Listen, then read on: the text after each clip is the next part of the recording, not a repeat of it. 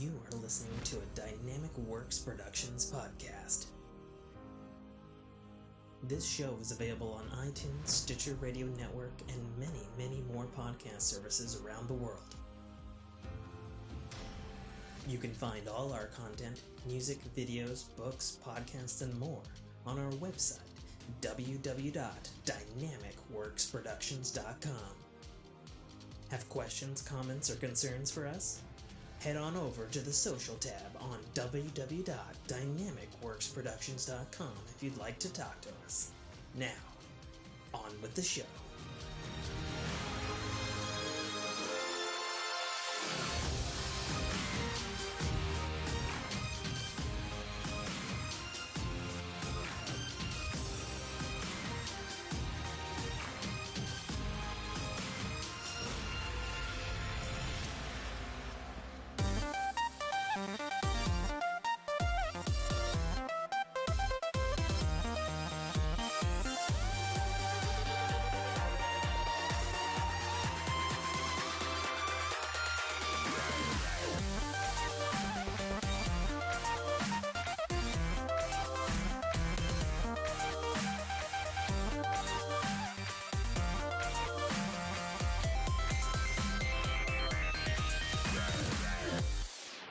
Welcome back to the Fork in Your Ear podcast. I'm your host, as always, author, podcaster, and gamer, Tim K.A. Trotter. Joining me, as usual, is the best co-host on the Westest Coast, Nate Fu. Hi. And we have special guest Greg Smith here, returning for, I've lost count at this point. Special breast? Yeah, special breast. We're just going to go with it. The breast with the breast, yes. Yes, it's true. Yes, I'm back. Like McRib. Yes. Back and always gone too soon. And then Hi. Joining us for also probably the umpteenth time is Travis Webb. Hello. Hello, sir. How are you? It has been... I think you were in a different state last time. I was in a different state. I was 100 pounds heavier. Oh, well, good for you then. Yeah. That you lost it, happens. obviously. Actually, that's not a good idea to lose it that way, but we'll talk about that later. Okay, fair enough. So we're going to be talking about, I guess, two comic books today, as well as doing our regular show. I think we'll kick off with the comic book stuff and then move into the quotes unquote regular show. Do believe we initially lined this up to talk about Absolute Zeros, and then also we have the seventh, and if I recall correctly, the final issue of Starlite coming up as well. So, Greg, tell us about this new project that I believe you only teased last time you were here on the John Lee Nonly show. Yeah, when we talk about John Lee Nonly. So Absolute Zeros is it's a Bad News Bears with a space camp, and I only teased about it because the publisher only allowed me to just speak so little about it at the time, because we were kind of like on a NDA gag order, and then just kind of briefly like, oh hey, you can talk about it, and it was like, oh well, cool. After 7 years. 7 years, really? Yeah, just about. Yeah. Wow. Writing, rewriting, and it was been the secret project that I could not talk about for a while. Mike Tanner and I, from Junior Braves of the Apocalypse, had started writing this Absolute Zeros Camp Launchpad book, and maybe not 7 years, but 6-7 years, yeah, I guess. And it was kind of that one of those things that gelled up, like I said, as a Bad News Bears kind of story, where they go to space camp and they're a group of kids that really don't gel up with other kids, don't gel up with each other either, and get thrown into a group that have to go and compete in a space race, and it's them trying to kind of fit into camp together, fit into and do this big event where like I said, they're not the best of friends, and they don't really work together. So trying to figure out how to do all these things. One kid, Val, she really wants to be there. Mark is there because his dad went to this camp when it was in its heyday, and it's a decrepit camp. It's not the best. There's a lot better camps out there where all his friends are at, and that's where he wants to be. And Pete, who he's just like, I just want to be at camp. You know. Cool. So. And compared to like the Starlite and John Lee Nonley and stuff, this is not a Kickstarter project, and it's actually out now, like everywhere. Yeah. It's that's another thing too. It's definitely it's a different type of project for folks who have found me in the other types of things that I've done in the past, where you've seen me on Kickstarter pushing things and stuff like that. This is definitely one of those things where I couldn't really talk about it. With other projects, you always see me pushing. Hey, everybody, check this out, push this out, and check this out. Go share it, talk about it. Eating weird stuff. Eating weird stuff. There's none of that. The publishers are like, hey, don't do that. Just like, go make some inane reels or TikToks or something like that, where you're dancing in a parking lot or something, or riding on Heelys, which I make all these videos and they haven't posted them yet. So go check out my Heely videos.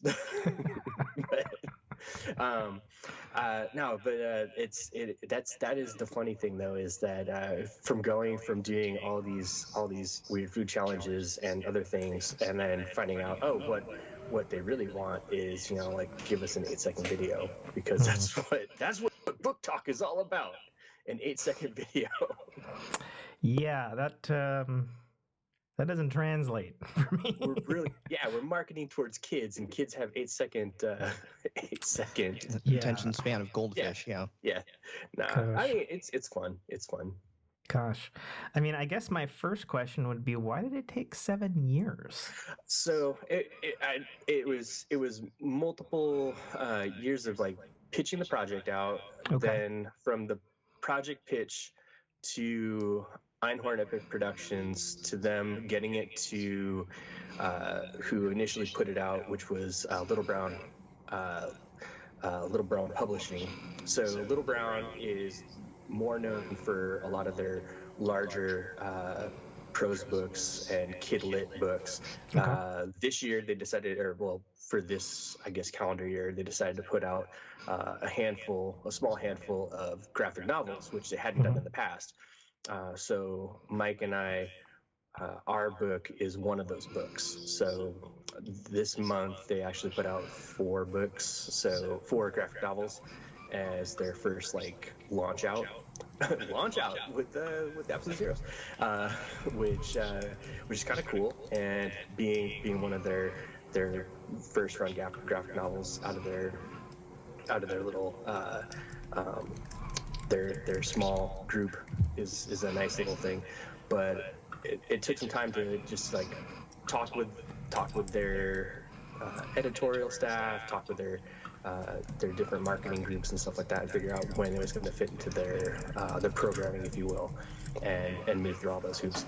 And then also, once we ran through all the editing processes and editing with Einhorn Epic Productions to go through all that, then they had to go through all the different editing processes with Little Brown and find out what Little Brown Publishing wanted to see in the book. So we had a completely written project that one team was happy with, and then it went into another team's hands, and we had to kind of rewrite a book again, because what was considered complete by one team, once it was sold off to another team, needed to be redone again, because everybody has their tweaks. So being handed off to about 4 or 5 different editors, everybody has little things they want. So, but is that interesting. Frustrating going through multiple gauntlets like that?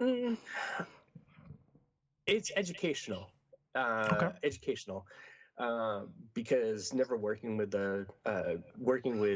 I would say Oni Press with Junior Braves of the Apocalypse, that was an educational process, but it was kind of like, oh, hey, this is what you guys want to do? Cool. We'll do this. And you guys, you know, it was a little free reign in a sense, but we had a lot of hand holding in some ways, but it was also like, you know, this is what you want to do. Cool. Okay.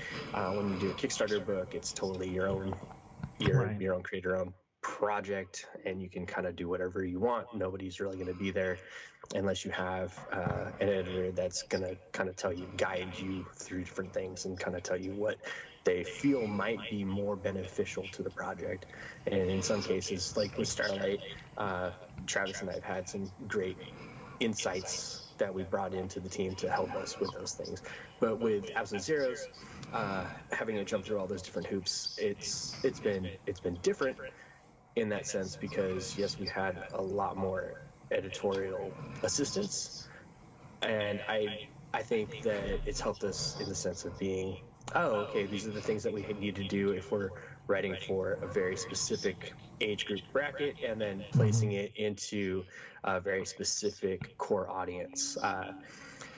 I'd say because they're trying to really fit this into a school library system and fit it into teachers' hands and stuff like that, it's trying to hit a STEM program and other things like that. It needed to have certain types of language, certain types of a feel about it. Okay. So fitting all those things, when you don't write that way, and maybe you might not think that way of hitting all those things, and making sure things are a little more, I don't know. When I write, a lot of like, if you read Junior Braves or if you read Starlight, it's very loose, I guess. That's the best way to describe it. It's not loose, I guess. Like, there's a lot more. There's a very different theme, right? Like, you know, you're not shooting for a G rating. Yeah. And with Absolute Zeros, we had to sanitize things to make it very appropriate. We went, like I said, it's more Bad News Bears of the early 2000s versus Bad News Bears of the 70s, right? Yeah, so, Tatum O'Neal. Yeah. A very different book. It's not meatballs. It's very heavyweights. Yeah, the vibe that I got, and I only read the preview that's available through Amazon Kindle, which is the first 23 pages, and I see here that it's 224 pages in length, which is quite meaty. Oh yeah, quite meaty indeed. The impression that I got from the first 23 pages was very Gravity's Falls very much, not even like the art style, kind of the language, the vibe.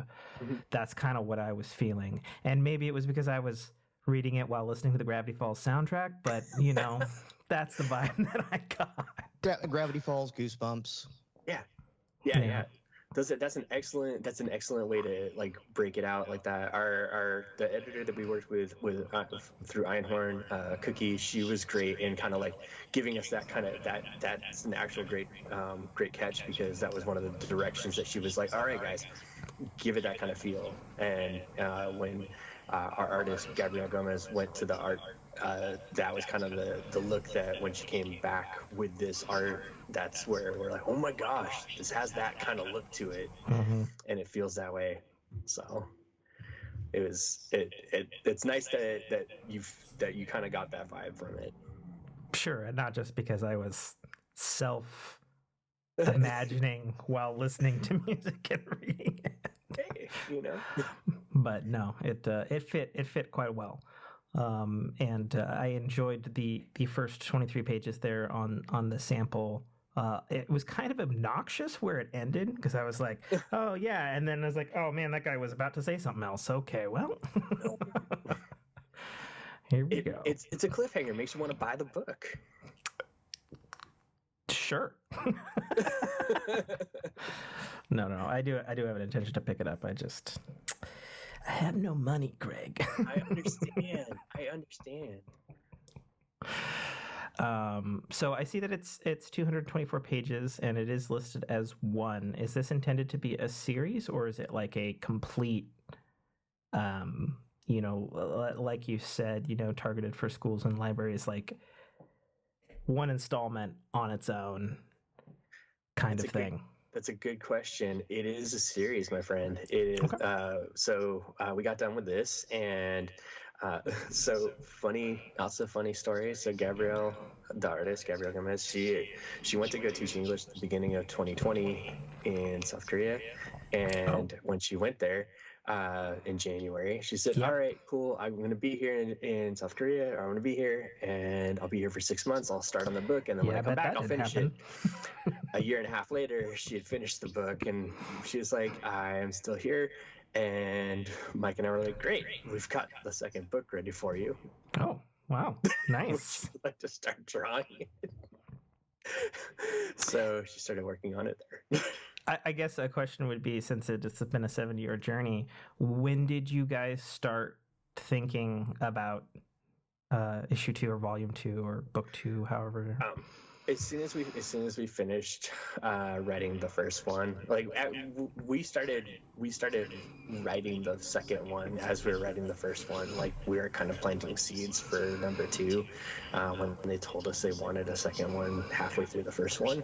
So after, like, they were like, "Hey, do you guys think that there could be a sequel?" And we're like, "Yeah, we'll start planting the seeds." So we started planting the seeds, and then we started writing up the second one. So and then carrying on the main characters and some of the kind of like periphery characters and bringing them into the second story. So okay, cool. And they're creating a whole bunch of new characters. Cool. And then Nate, sir, I assume you saw the link I just posted there. Is that something that would be like up your daughter's alley? We're not putting anything up my daughter's alley just yet. She's a little young. God damn it. Oh. Wow.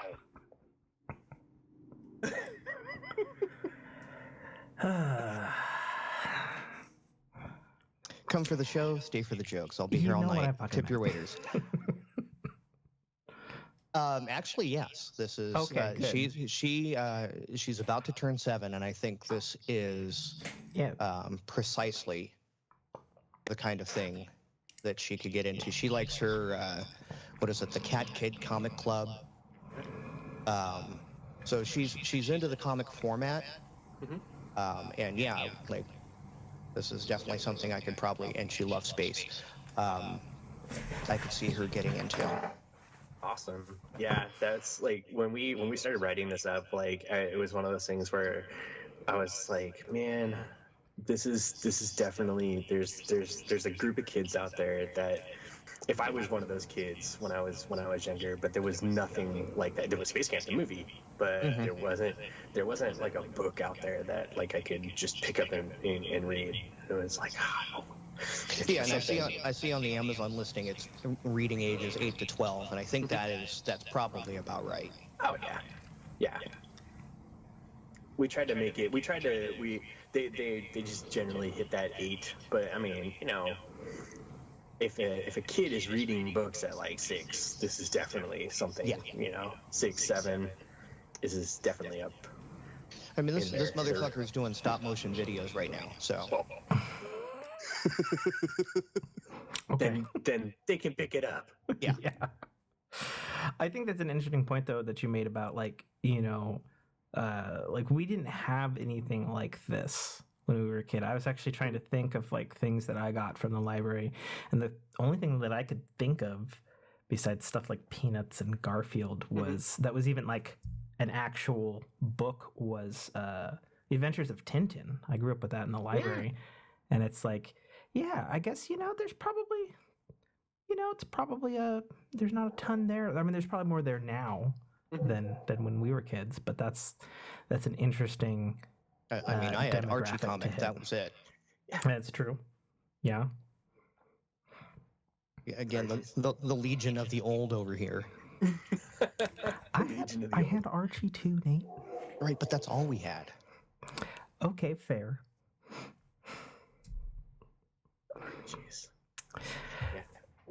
So what does Travis think of this project, since it's it's away from the project you did without him. What project? I've never heard of this before. What we're talking about? Classic. Is he cheating on me? Yeah, sorry, Travis. Yeah. Cheating on you. Oh man! Well, it's the first time he's had revenge on me. He had an NDA on me for once instead of me having NDAs on him. It's true. So he got to play that card every time. Well, I can't talk about it, Greg. I have an NDA. He'd be like, "Well, I've got a secret project too, mother."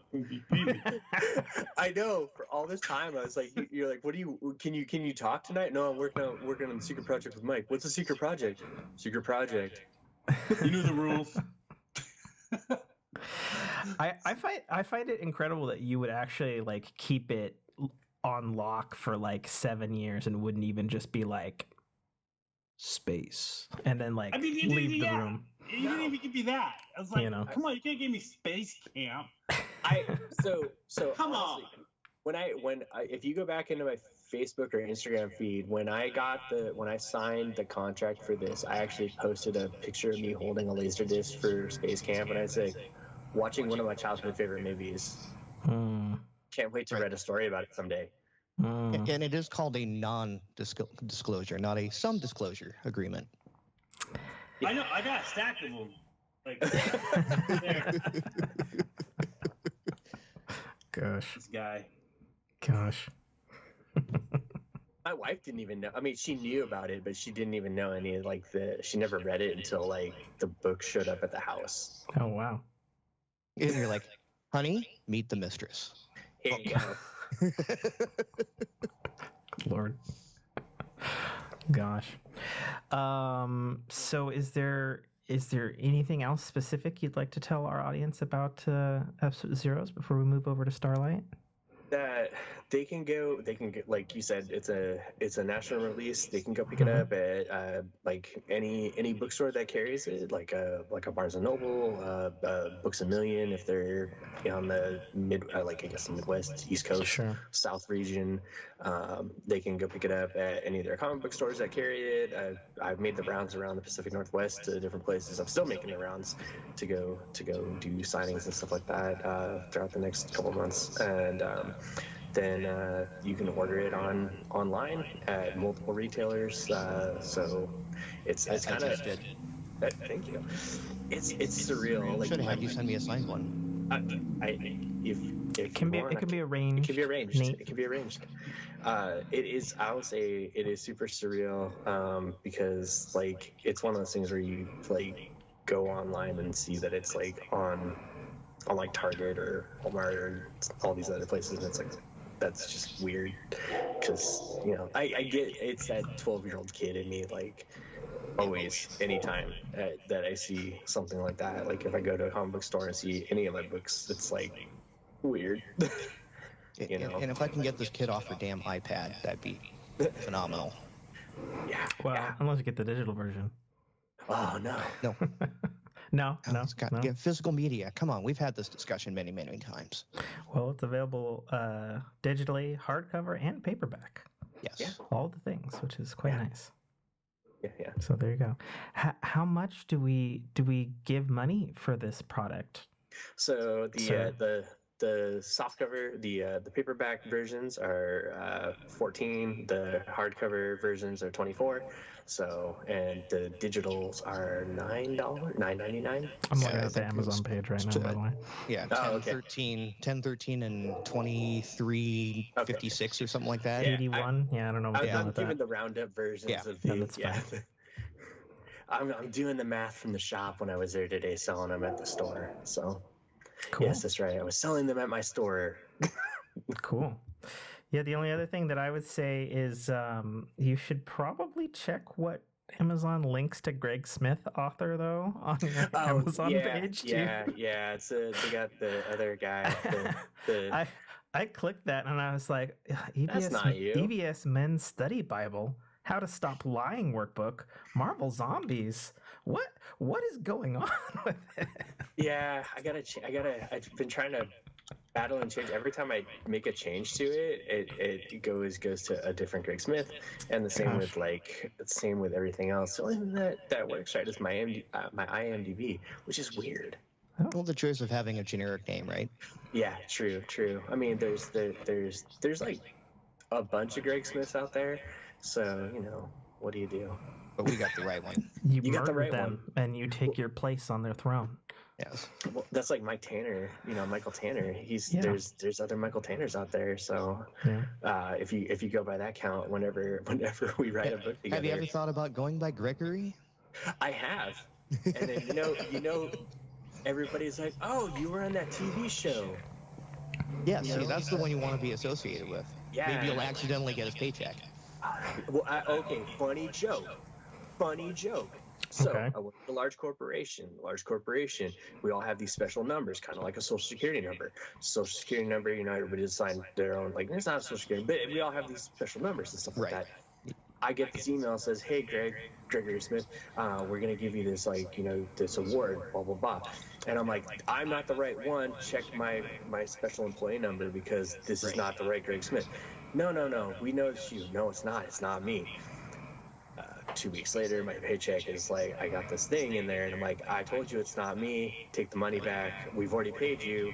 And then we need to go through this whole thing." I'm like, "Okay, whatever." Then they're like, "Oh, hey, you were right. You're not the right one." Another Greg Smith. You got the number from my jumpsuit, not my employee records. Yeah. So then they go back through. They have to redo my whole thing, and I'm like, wow. I went through all the hoops and stuff like that. So yeah, being generic Greg Smith is like even using my middle initial doesn't help sometimes. He was a Gregory D. Smith. I'm a Gregory K. I know. More information you needed to know, and I probably doxed this guy right there. GK Smith. GK. I know. Well, I even go by GK Wordsmith. That doesn't even work. Travis is like, shit shakes his head. Well, sometimes people with K's is their middle name. They're the coolest people. Tim Trotter? I'm just saying. Yeah, I haven't heard that one before, Greg. Right. T-Cat. Tim. Yeah. A Trotter. Gosh. Ridiculous. All right, well let's move on over to Starlite from there, Travis, and also Greg. So what can you tell us about the forthcoming and unless I'm mistaken, the final issue of Starlite? Greg? Yes. Jesus Christ. Keep going. All right. Let me tell you Silence. about this amazing book. All right. Here's how it is. Greg. So, the kids from Starlite go to summer camp. It's amazing. Oh It's my in God. space. Do not do that. If they did at that point, I'd be like, listen, Greg, I think you're typecast writing yourself at this point. They go to Earth camp. I was just thinking, we're trying to aim for a young generation, and if you've gotten to the last couple of issues of Starlight, you realize that book accelerates. Yeah. Yes, it starts out fun and classic comic book. It gets a little bit darker, and then shit just goes off a cliff. And not kid appro. In fact, we had the last 2 issues had full on warning labels. Yeah, you had M for mature. Yeah. And then we actually got feedback on 5 that was intense. There was a lot of people that wrote us back on 5. Oh, I didn't really? even know we had that many fans. What was it? I couldn't sleep after I read it. Do you remember? Oh, man. Yeah. There was I couldn't sleep after I read it. Yeah, some of the mouths and the violence definitely are on the creeptastic side. Mhm. Yeah. And not just because I'm an arachnophobe, but it's like, oh yeah, there's a lot of things in that hole that disturb me.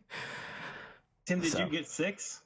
Have we sent it to you, or do you have it? I don't have the physical copy, but I actually just got access to the digital this morning, actually, and I read it this afternoon. Actually, what do you think? So you're the first person we've talked to that's read 6. So I reread. I actually told Greg this. So I reread the previous issues, and then I read them all again up to current. And I think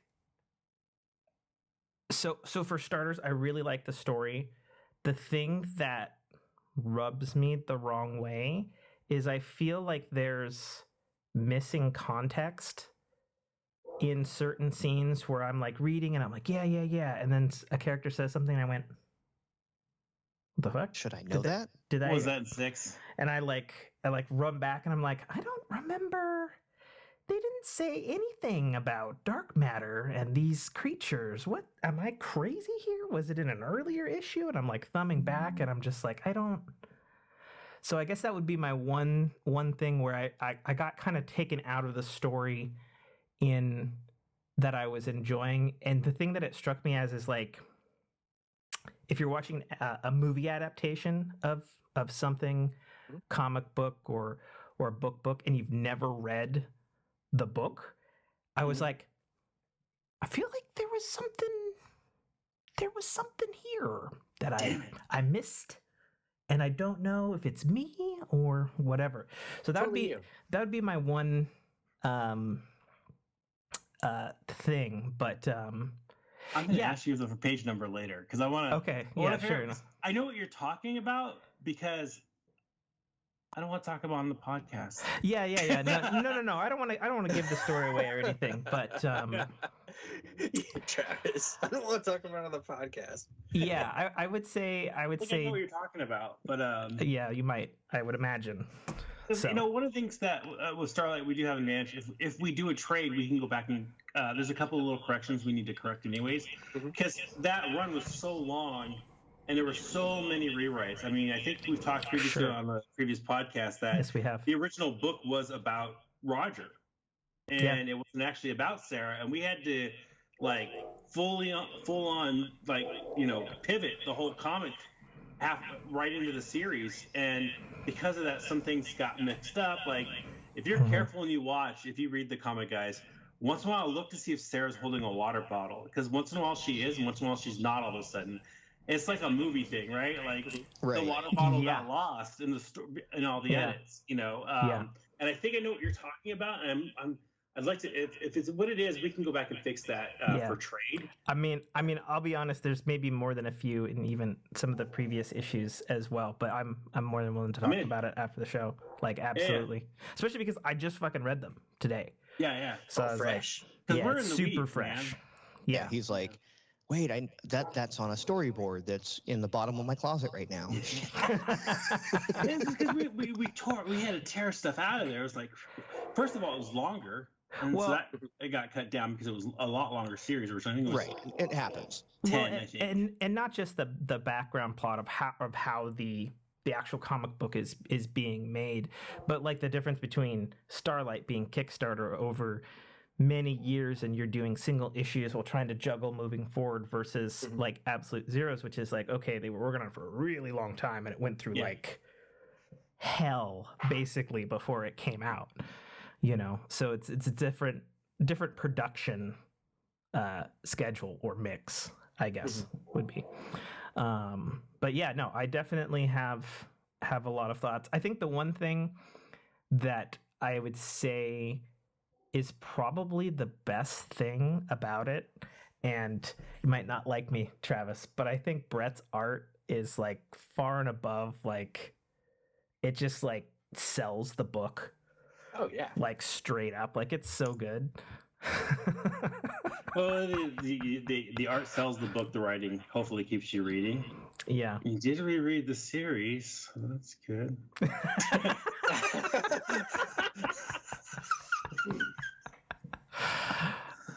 Oh man. No, I mean, yeah. Well, I was gonna say, Tim, you'd be surprised. Sure. Greg and I can say, everything you were just saying. The reason I want to talk to you after the calls, something happened right before print, and I had a panic attack. Oh, okay. I was gonna say, not like a thing. Like I was panicking over something with the story, Yeah. And so Greg knows what I'm thinking about right now. I'm like, God. I understand, and I kind of figured something like that happened, and not just because Greg's told me off podcast. I had a meltdown over 6. Yeah. Well, I mean, I'll be honest. I mean, Travis won't say it, but I mean, really, when it comes down to, I mean, at one point in the original, like, it was wild. It was wild. Like, you have this whole entire moment where there's a whole entire like moment where you see that whole entire thing where he puts the pennies in the door to open and close it, right? You see that, and then what you don't see is he actually gets those. He gets powers himself, and then he sheds his skin. And oh, that didn't happen. Damn it! I'm sorry, everybody. Zero's book. No, it's not. His publisher calls up. What the hell's going on? What are you talking about again, Greg? Sorry. Can't go shows with Travis anymore. Oh, Gosh. Yeah, I'm definitely curious to talk to you guys about the thing, and maybe even in more detail than ever before. Now that the story is almost complete for me, the reader, you know, on who I swear I've asked this every fucking time I've had you guys on, but who created what as it was going. I know originally, you know, Greg told us on the show that, you know, Travis, you came to him in a coffee shop with this wild idea, and Greg was like, I'm fucking in, dude. And, you know, kind of moved on from there. But I'm just really curious because I feel, especially since, you know, you guys have been on the show so many times and my relationship is involved and stuff, there's certain points where I'm just like, I fucking bet Greg wrote this little tiny thing. That seems like Greg. Yeah. You know? So, yeah. And the joke's on you, Tim. It was all Travis. No. Look, if it gets weird and confusing, that's me. Okay. Right? If it gets off the cuff kind of funny and a little bit of a callback, that's Greg. You know? If someone's dying and you're crying, that's me. Yeah. Okay. If someone's making a fun joke, that's Greg. If you're depressed, that's me. That's it. That's a long soliloquy. It's Travis. Yeah. Oh. Actually, it's probably both of us because we went through. Is it in 6? Yeah, no, in 6 we rewrote that one whole entire the six is dense on the words. Yeah, no. Well, the whole funeral moment, that was we rewrote that twice, 3 times before it got lettered by Tom, because it was this is so long, it's so much, but it's so beautiful. It's such. I mean, it's very deep, right? I mean, so but we had to keep a lot. I would definitely argue in favor that Starlite is a more deep, thought-provoking comic, even though you have your big grandiose action and your more comic booky moments and stuff. Mm-hmm. For sure. Yeah.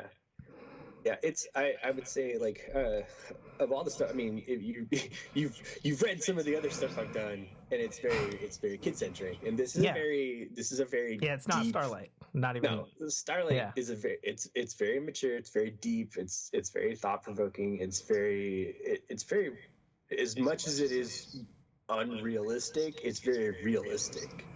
I mean, there's a lot of, if that makes sense. I mean, there's a lot of stuff that happens in the book that, if you've ever had certain things happen in your life, you read this and you're like, I understand these feelings. Now, a question that I believe I can ask without getting into the spoiling the story for people. I'd noticed as in my reread that I was at issue 4 or 5. I started seeing that there was a cultural doctor or something in the credits of the book. What's that about? Oh yeah. How did that come about? Well, I mean, we shifted to Sarah, right? So when we wrote the book, it was easier for us to write. Roger's a cranky ass old white former journalist. You know what I'm saying? I don't know where I got that idea from. Yeah. So much easier story to tell, right? So when we had to pivot to Sarah, it becomes a little bit riskier because Greg and I are not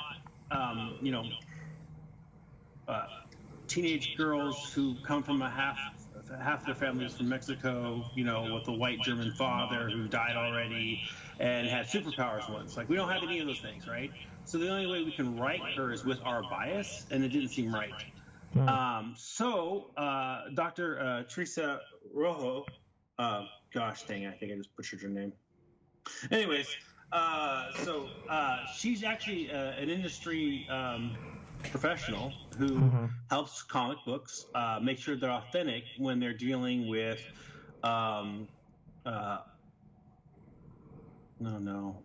I don't want to say Latinx. My wife would kill you if you said Latinx. Right. By the way. Okay. Well, Latinx. Diverse Just say Latino or Latina. Okay. My wife's Hispanic. She fucking hates the Latinx. That's why we have Dr. Teresa Rojo. Fucking hates the Latinx. And that there's like a Latinx con, and she's like, "What the fuck are you people doing?" She's like, "What the fuck?" So your wife is the exact reason why we hired a cultural doctor, because I'd screw it up, right? So great. Okay. That's not our thing, right? And she went back and she fixed a couple things, like in the. So one of the things that doesn't come out of Sarah until later in the book is, Sarah doesn't speak any Spanish. She doesn't know anything about that. And Chris dyes his hair blonde. You don't learn that till later in the book, so they fit in more. So we brought her in to help us guide us so we didn't make complete fools of ourselves or the characters. So that's where she comes. I mean, again, I don't want to dive into story stuff, for people because they should go read Starlite, available now through your website and forthcoming 7th book coming up on Kickstarter. It's actually on Amazon now because of a requirement for an award that we already submitted into. Oh, good. Awesome. I'm trying not to say it too loud, though.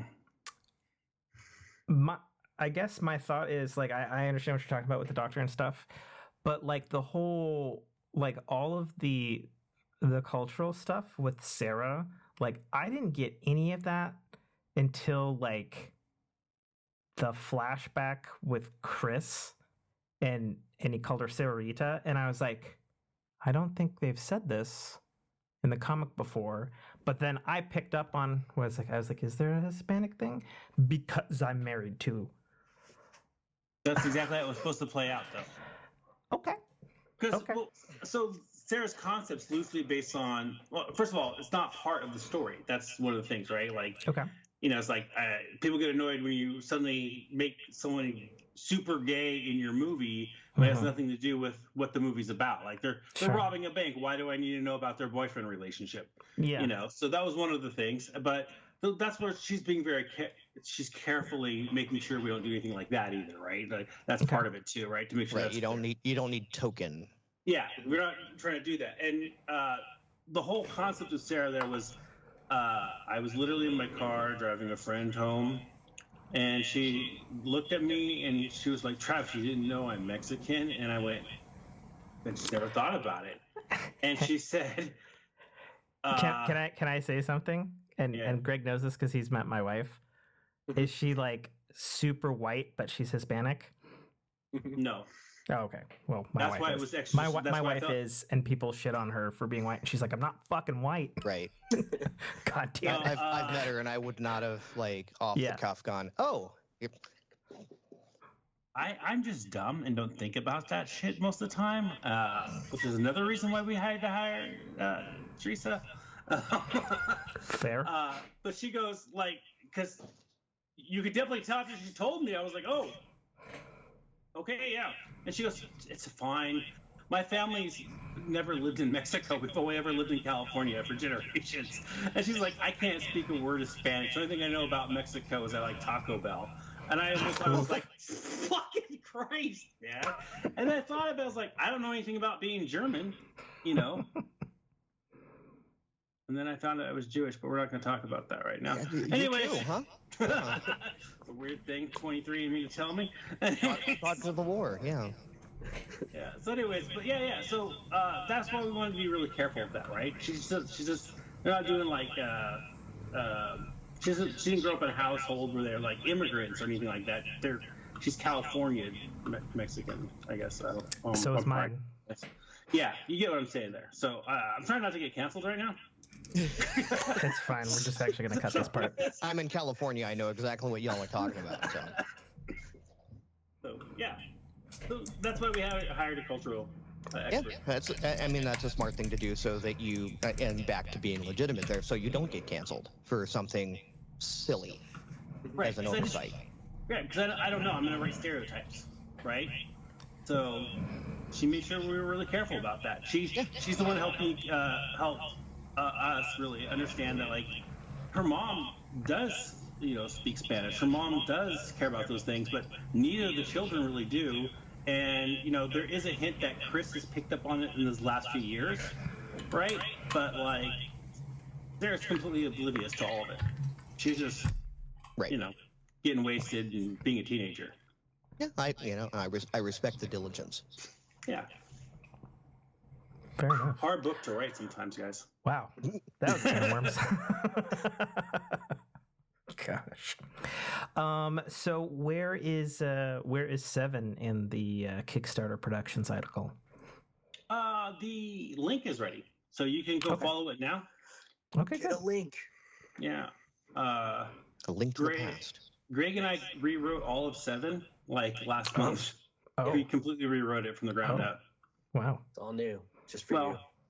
It like we were talking about before, that pivot, that sudden pivot to Sarah, which is why we had to get Teresa, which is why I had to be more careful with stuff, which is we had to pull a couple of issues back. We canceled a bunch of stuff. We had a chance.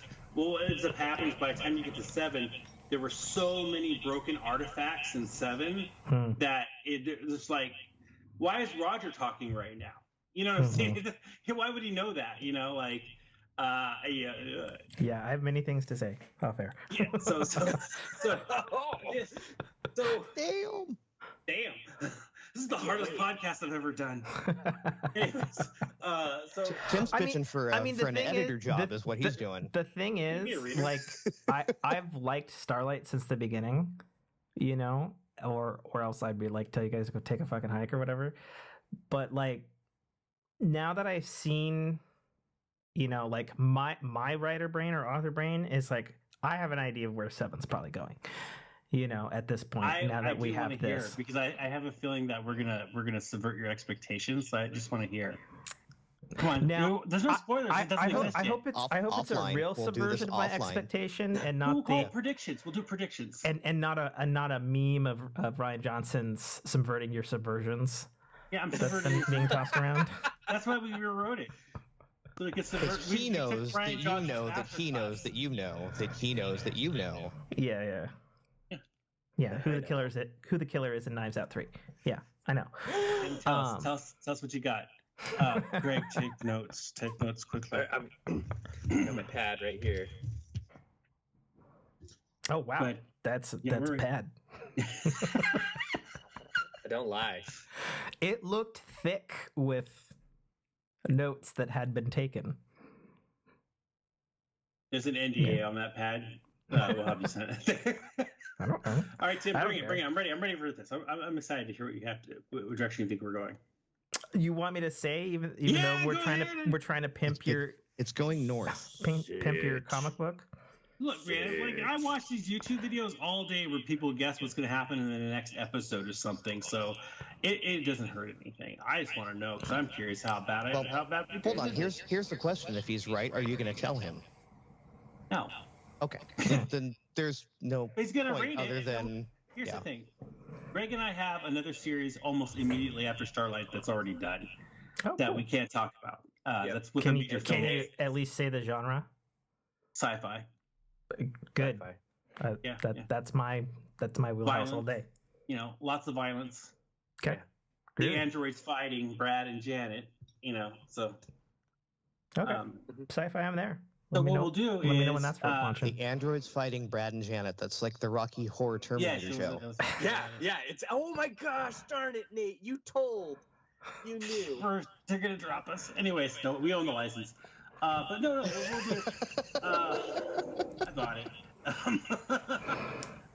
So what I was gonna say is, Tim, you can guess, Sure. and the next time we're doing the show, what we can do is a callback to what you guessed and compare it to what actually came out in the final issue. Okay, cool. Okay, cool. So, I mean, I guess fucking spoilers for the comic book, I guess. Cool, got it. All right, bring it, Tim. Okay, so Let's reset.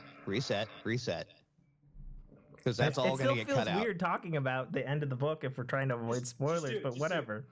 Okay, cool. So it ends with them. They're flying on their fucking escape ship with the fucking cat people or whatever the hell. And, like, she's juicing up to fucking probably do her fucking matter transmogrification thing so she can fuck up the ship. And then one of two things is going to happen. Either she's going to succeed and we'll have, like, a quasi the heroes got away, but at what cost because she lost her brother thing, and maybe some wrap up with maybe some tease of maybe something more to come if there is more to come. Right, because the xenomorph's still on the ship. I mean, there's transdimensional. They're in the spider. walls. Yeah, they're everywhere. That. They're everywhere. And they come out at night. Or Listen.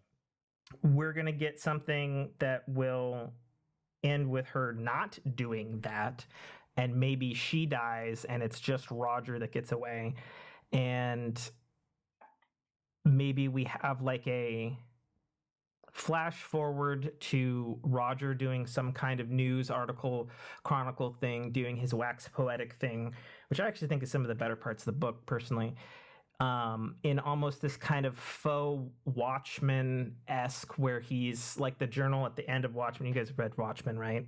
Yeah. No. I'm kind of laughing right now, Tim. I'm sorry. Greg knows why I'm laughing. Okay. That's fine. Maybe I'm totally wrong. I notice Greg's not writing down notes either. Oh, I am. and so there's like some sort of faux like political thing, because we have all these shots of him from the like the news stuff already. So this is, in a sense, this is Rorschach's journal, and he's talking about how these superheroes did this and they weren't, you know, the people that we thought they were, but they were heroes nonetheless, or some shit like this, where he's maybe a little less cynical, or he could go full cynical on it, and I don't know. So, Greg, Travis, blink twice if you've heard this on YouTube before. Uh-oh, this is a new idea. Okay. Tim, we'll bring that back to you. Yeah. Okay. I love it, though, because it opens up for a whole new discussion afterwards, and I'm kind of excited for now. Now I'm actually excited to go back on your show for the 80 billionth time. Me too! Oh, yeah! Okay, cool. Actually, maybe if we're lucky, maybe we'll do that show live together or something. Maybe I'll fly up or something. Okay, sure. Ooh. Yeah, sure. I'm getting homesick. We'll have to make sure it's in between the IRS levying me and me being poor. But you know, whatever works. Not a joke. By that point, he might be in a motorhome and might be able to come to you. You think I have money for a motorhome? You're cute, Nate. I sent you that Verbo ad. What's a Verbo ad? Didn't I send you the Verbo ad? I can get you into one real cheap. I don't even know what that is. Oh, I didn't send that to Airbnb. You. Yeah. Oh, it is? Okay. Yeah. I mean, it's South King County's got a lot of them. I get you real cheap. South King County. I don't know. Yeah. I mean, we could be neighbors, bud. I mean, we already kind of are. No, closer. Like down the street. Why'd you say it like that? Because he's got binoculars. Yeah. Fair enough. Either way, I am excited for Starlite to conclude and just, you know, having been the reader with you guys on this crazy journey. And I guess probably the writer side of me is like, I will be glad for you guys when you have reached the end. Yeah. You know, because it's been, I looked up like when we first started talking about this on the podcast, and it's like fucking 4 or 5 years ago or something crazy like that. Yeah. And I'm like, man. Back when I was young. Mm-hmm. We had a pandemic in the middle of this. Yeah. I think I had COVID the first time I was on your show. Did. We launched this at the worst time. You were on the show before COVID. Oh, good. Well before COVID. So yeah, because I was co-hosting during COVID, right? Yeah, because your changeover didn't happen until 2019, 2020, something like that. And you guys had both been on at least one episode prior as an audience member. I think I'd primarily done the ones with Greg or Greg and Travis. Yeah. I don't think you were part of a bunch of them. I remember you on the Battle Grapple one, but mostly because I was like, I don't do wrestling. I don't know shit about that universe. The Jonely Lonely or Jonely Lonely. The product that exists. Yes. Hey, I sat out of a couple of them just because I know you guys, and I'm like, I don't know the material enough, and I'm just going to be sitting here going. I'm going to tell you right now, Jonely Lonely. And just for the listening audience, if anybody out there has picked up a Jonely Lonely, there are 100 books I've edited for the Jonely Lonely project. John will be releasing over 100 books in the next 4 years. So get ready, world. Okay. If that's your cup of tea, people love DNF books. What's DNF? Did not finish. No, well, he did finish them. He finished them. They're dick and fart joke books. Oh, okay. Oh, okay. Yeah, DNF books. Anyways. I mean, there's an audience for it, so. There's an audience. I'm not going to knock it. May not be my thing, but it's not everybody's thing. But as a DNF genre, he does it well. There's a lot of 15-year-old kids out there that love it. It's South Park in a paperback. Bringing it back to Starlite, one thing that I loved as more issues came out was the more behind the scenes stuff that was at the very end. Like I think 6 and 5, there was the stuff where Brett Weldy was talking about. You know, I was like, oh, and then this is like, I did this in Procreate, and I fucking kicked ass on this with the iPad, and like, here's like the prototype of this, and then here's this, and I was like, oh, man, that's sick. That's really sick on that stuff.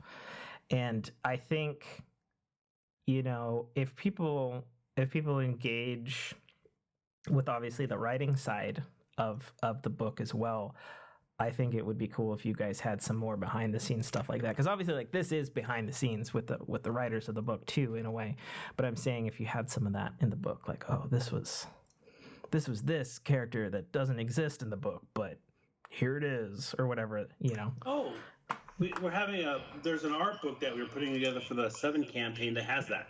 Oh, actually, fucking sick. I was like, yeah, that sounds just like the art book I've been working on all week. Sick. Oh yeah, we have that. Tim, good call. Well, excellent. You know that thing that you love, that you want, it's happening. Actually, I'll throw you that comp for you, actually, for all your, you know. Sure. Fandom. That sounds dope. And your help. Down. Willed it into existence. For all of your opinions. Yeah. I was like listening to you say that. I was like, yeah, that's a really. Wait a minute. I'm Newton Bitter. That's what I've been working on. Yeah, well, you know. Oh man, I do want to tell you a hilarious story that happened to us recently. So you know, Tom Morzanchowski's our letterer, and I don't know if you guys know who that is, but if you're into comics really hardcore, he is like the best letterer in history. Okay. Like he was Marvel's main letterer forever. You know, from the late 70s on.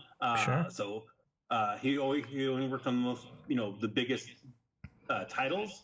He's in the Guinness Book of World Records for being the same letter on the same book for many, many years, which is Spawn. Spawn has always had the same letterer since issue 1, even today. In fact, Starlight's always in line behind Spawn. Wow. So a lot of times our delays is us waiting for a Spawn book to get finished so we can get slotted in. That's wild. So talking to Tom, our letterer, and so we got him because a friend of ours, Lee Moyer, who's an illustrator, told him about the book. And Tom said, that's a really interesting concept. And so we'd given him a copy of the book. He said, well, would you guys be interested in, you know, having a letterer? And apparently that's not real common for him, so that made us feel good, you know. And of course we had to approach Brett and be like, Brett, how would you feel about somebody else cluttering? Because you don't want to. I thought I was going to tear my head off, and I'm like, he goes, who? And I'm like, Tom Morrison. Oh my gosh, that'd be great. It's so good. Wow, how did you get hold of Tom Morrison? Sure. And so anyway, so we sent him the whole spec. It was the older spec, but. And so I'm talking to him on the phone the other day, and talking about the next book that we have already lined up, seeing if he wants to come in on the next book. And he's like, yeah. So what's next for Sarah, though? Because I'm excited to work on some more Sarah books. I'm like, oh, that's the end of the book series, And then I said, and I was like, if we ever do anything with Sarah, we'd have to do this after this book because of what happened. And I'm trying to, this is not the words I used. I used exactly what happened and exactly what we'd have to do. And he goes, oh my God. Spoilers, and I went, what? Didn't you read the book? You read the letter. He goes, no, I just read the first couple. I know I've been reading it as you've been sending it to me. Wow, what have you done? And I was like, So, I got a spoiler for the day. Tom Morrison thinks that issue 7's mind-blowing. Cool. Yeah. Cool, right on. You might be right, but you might be wrong. Or a little bit of both. You'll find out soon enough. I mean, you were vague enough about it, Tim, that you could definitely be right and wrong at the same time. It's almost like I knew what I was saying. Almost like I could throw a real a wrench in there, though. You could. And say, I could say like, well, you were right, but then we rewrote Until we rewrote it 2 weeks ago. Yeah. Until we rewrote it a week from now. Yeah. Sorry. We can't do that though because Brett's almost done with it actually. Yeah. Or maybe Roger has a Starlight in him all along. it was the Starlights we made along the way. Yeah, jeez. And on that note, we probably should move on to other things. But so I guess so the Kickstarter for Starlight 7's live right now. No, the what's it called? The Notify Me button's up. Notify Me button's up. Yeah, StarlightKickstarter.com, just like all the others. Okay. So that's up. When ballpark are you guys trying to get that campaign? Trying to launch around the 1st. Oh, next month? Yeah. Oh, I'm trying to get a confirmation now. But you're not going to start on April 1st. Why right? Not? Yeah, we are. No, or you could just hit the button now accidentally, what happened? Never again. That's still the worst selling issue of Starlight. I know. We talked about it at length. Oh, and you were like, fucking Christ, I cannot believe I fucked that up. We usually launch on Tuesdays, so it'd be actually the 2nd if we launch then. We'll know in the next day or so. We'll announce it. But 4224. That works. Yeah, that's a pretty good number for it. There you go. That's really good. Yeah. But yeah, it should be around then. Everything's in there. It's just now it's a matter of making sure everything's done. I mean, that's it, really. Okay, cool. Yeah, well, double check those rewards. I'm excited.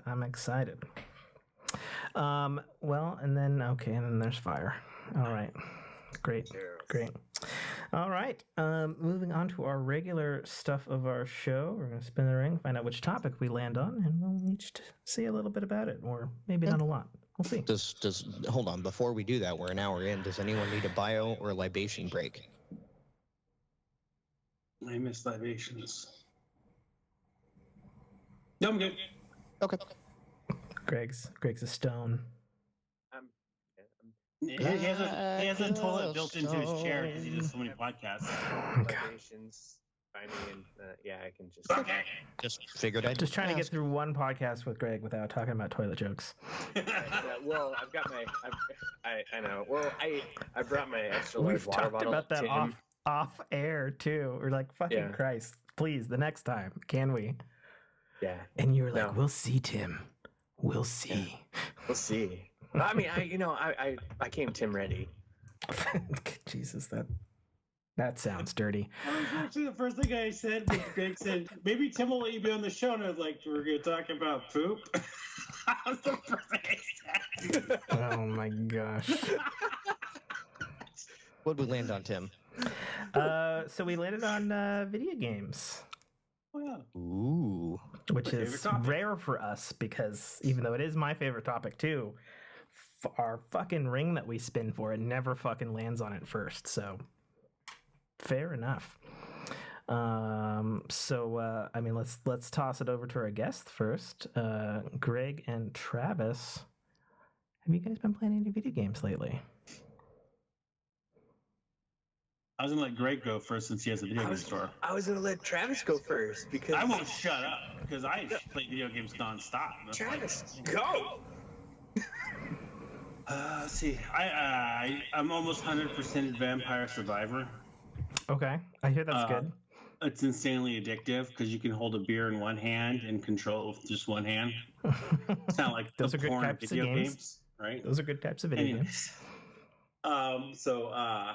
I've been playing that a lot. I just finally gave in and downloaded Cyberpunk 2077.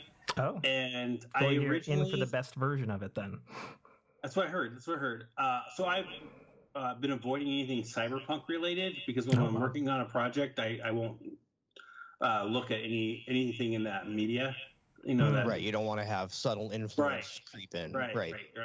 So I had to avoid it until I got done with something. So I'm done with that thing, and so I finally downloaded it today on the PC, and I spent 3.5 hours trying to get it to not crash.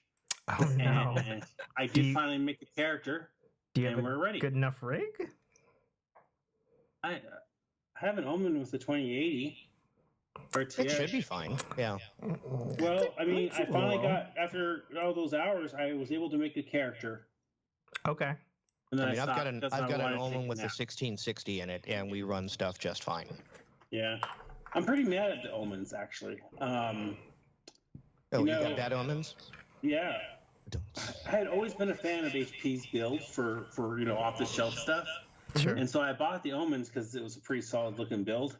Mm-hmm. This thing's Wi-Fi has never freaking worked since day one, and it's all of them have Wi-Fi issues, and I hate it. So I never use Wi-Fi on my desktops. Just that's like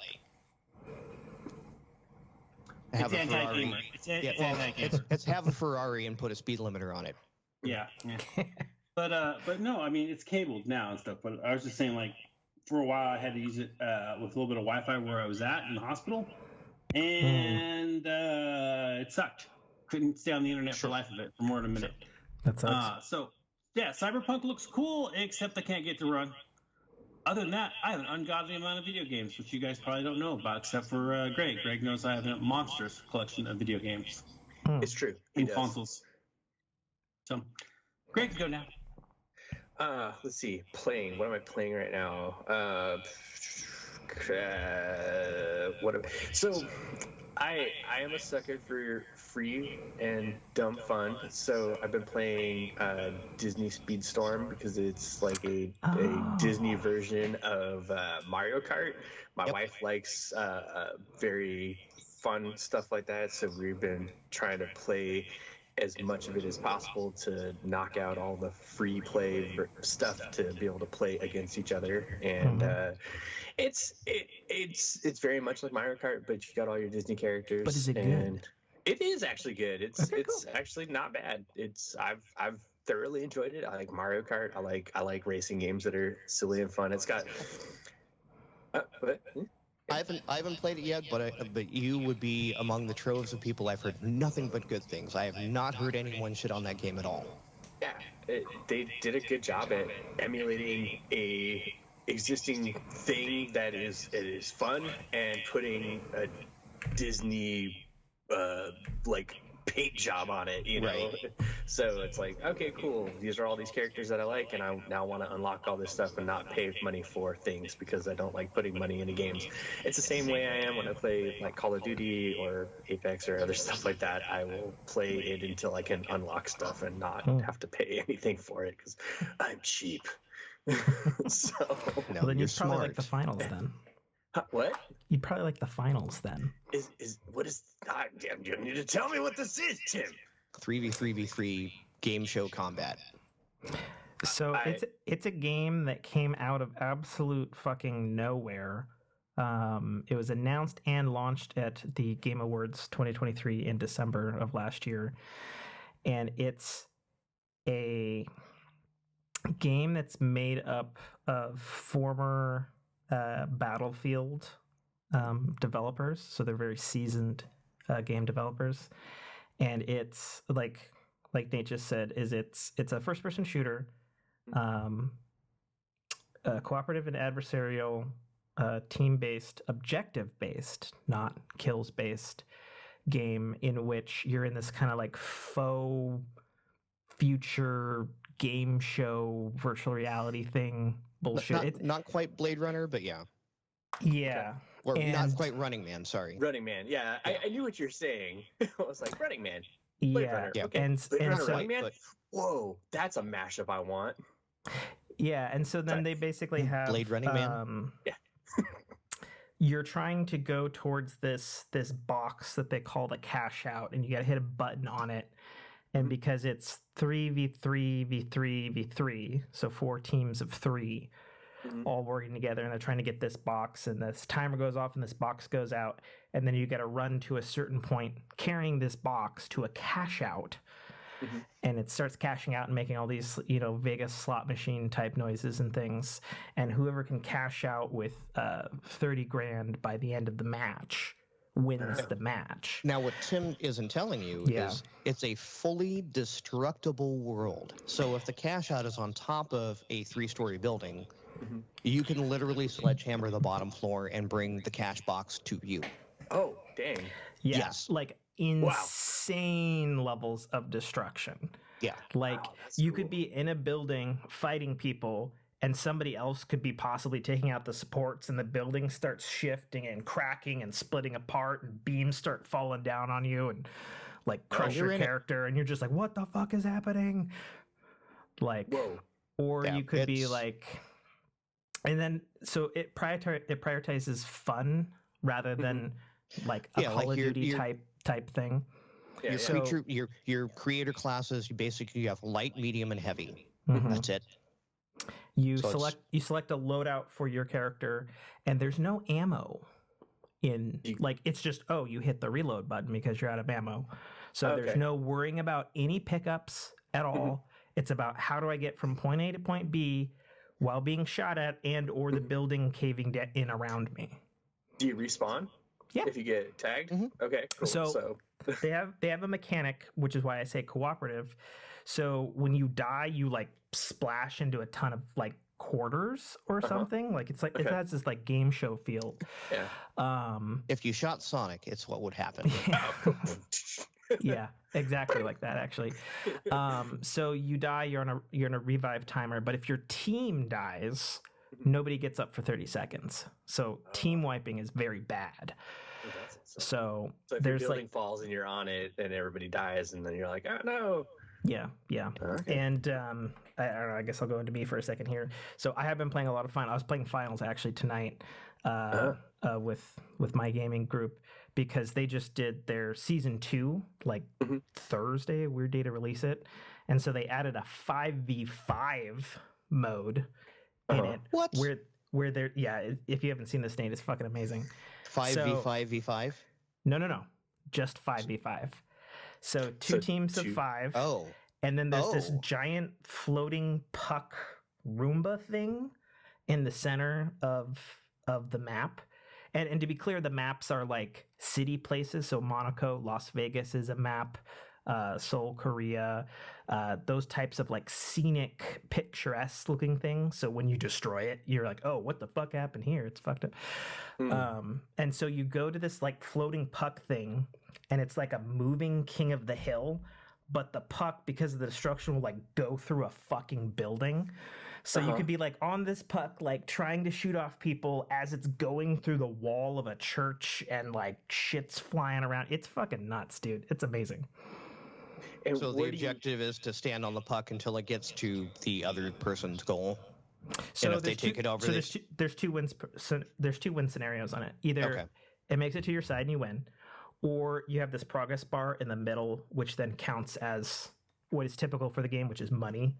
And so when you get to 40K on it, you win. But like the puck can come back and you can force like an overtime if your bar isn't far enough along the path. Right. And then it goes into... It still has a conditional that it keeps the tug of war going, but not like you won't be sitting in there for 4 hours going, almost made it, and they took it all the way back. Yeah. So good. So good. Yeah, and that's one thing I will appreciate that Finals has always done is they're like, we prioritize this like quick matchup, get in, get out. You win, you lose, you're done, you start over. It's not like, some objective modes where you could literally be going for 3 hours. Mm-hmm. And then since they just launched their season 2 this week, they added a ton of new gadgets, and you probably don't know about this. And there's a new map, Nate. So they added portals, so you can make like portals between different points now, like Portal the game or like some other sort of transportation game. They added this thing called the matter rearranger. So if people have like placed mines or something, you could hit a button in a field, and then like if there's like enemy mines and you hit the matter rearranger, it changes into random objects. So it could be like a potted plant, a teddy bear, a chair, or whatever the hell. And then they have like this matter dematerializer, and it cuts like this like jagged slice between the geometry that you can then walk through. So yeah, and then they've got like is Travis watching trailers of it? It does sound like that. Yeah, he's like, this sounds fucking great. What are you playing this on? So everything. Everything. It's available. So this is why I brought it up originally. So the Finals came out in December of last year, but it's free to play. So it's available on PC, PS5, and Xbox. You can buy skins. It looks like. Yeah, it's got a skin based economy, but there's no pay to win. You earn in-game currency to get all your unlocks. Cosmetics. All right, well, I'm leaving the podcast now. I gotta go play again. So I can't get it on Switch? No, Switch could not run this guy. Switch is a little underpowered to play what's going on screen at this game. Yeah, your Omen 2080 should be able to run it. I'm just thinking, the Switch has been the biggest curse in my life with gaming because, like, I literally own piles of consoles. Like, you name a console, I probably have one. And I probably have one, plus a hacked version of it, plus a different version of it hacked, plus a fully customized, custom painted, signature edition that I had someone do for me. Anyways, and I end up playing the damn Switch. Always. I'm always on the damn Switch a lot, too. My Switch I'm on my second Switch because I've beaten him to death. Oof. Because I just constantly on the Switch. Because the thing is like almost all the retro stuff that I paid all this money is right here, and it runs great. Runs great. Oh yeah. I would play a lot more video games if I could play video games in bed. That's why I have the Switch. Yeah. Right. Yeah. I mean That's why the Xbox just moved into my bedroom. Actually, not really, but. Well, I mean, if you've seen Xbox Girl, I could see why. Anyways, no, it's much more innocent than that. But thank you. Anyways, sorry, I can't help it. The Switch, that damn thing, dude. You know what else? The other console is my TurboGrafx 16, but my mini edition, not my full blown Turbo that I've had forever. I play my mini a lot, but fucking Switch, man. Okay, you might be older than me. Do we have to have an age off between you two? Like, what the fuck? Man, the Atari was my 2600, which I still have as well, which is fully hacked and recapped. I did that live, actually, on Facebook. I was on Facebook just talking while I recapped it and rebuilt it. Anyways. I had a TRS-80. I had a Trash 80, a Coco 2 or a Coco 3. Whichever one came with the 4K upgrade. That's probably a Coco 2. Depends on the color, too, it helps. But anyways. Olive drab. Like that weird gray beige that they came out with. Gray beige? That would have been... Sounds like an original Coco. Well, not even a Coco. Sounds like a true Tandy. Yeah. Trash 80. Huh. I still have a Texas Instrument TI-99 upstairs. Who wants to borrow it? I got games for it. Got a Magnavox Odyssey 2 and an Odyssey 1. An Odyssey. Yep. Yeah. All right. Ready to go. Here we go. I'm gonna drop the year 1975. Is that the version of the Trash 80? No, that's the version of me. Dude, I could hear it coming, and I still. Well, we're pretty much the same age. Okay. Pretty much fails to deliver the goods. Okay. Yeah, within months of each other. Oh, okay. June June 2nd. 8th. Really? How did you beat me? That's crazy. I told you I was older. Oh, Jesus. That was great. It just went right down. We If bookend they threw Angelina minutes and Jolie. seconds on You the know that, clock, right? I would be. Whew. Yeah, we bookend Angelina Jolie. Oh, my future first wife. Jesus. She's June 6th, 75. Yeah, that makes sense. Oh, my She's a great goodness. cyborg too. Right? Anyways, Greg. I know. I'm just. Like that couldn't have worked out much better, huh? That's an amazing sequence. I'm glad this is recorded. So much good stuff right there. So much Absolutely. Absolutely. Good stuff. Classic. Quality podcasting at its finest. Hey, Tim, what other? Don't spin the bottle yet. I need more kisses. But anyways, The fuck? what other consoles do you have? Other consoles? Hooked up or in storage? Just your collection, so not hooked up. Be everything that you have. Switch, Series X, 360, Wii U, Wii, PS5, PS4, PS3, PS2, Dreamcast, Sega Genesis. Don't have a Sega CD or 32X. That was at my neighbor's. Also didn't have a Super NES or original NES. That was at the neighbor's. I was the Sega kid on the block. And then I grew up on Master System. Yeah. I didn't even know about that until I was like 10. I was like, what the fuck? There was something before the Sega Genesis? I know. I'm the young kid in the group, I know. PSVR 1, I have most of the Nintendo handhelds. So, Nintendo 3DS, DS Lite, SP, Game Boy Advance, Game Boy Color. I had a Sega Game Gear, which I regrettably sold to get a Game Boy Color, and I regret that fucking decision every fucking day of my life. But like you said, you can play a lot of that on Switch now, so Yeah, I regret it a little less. It's not.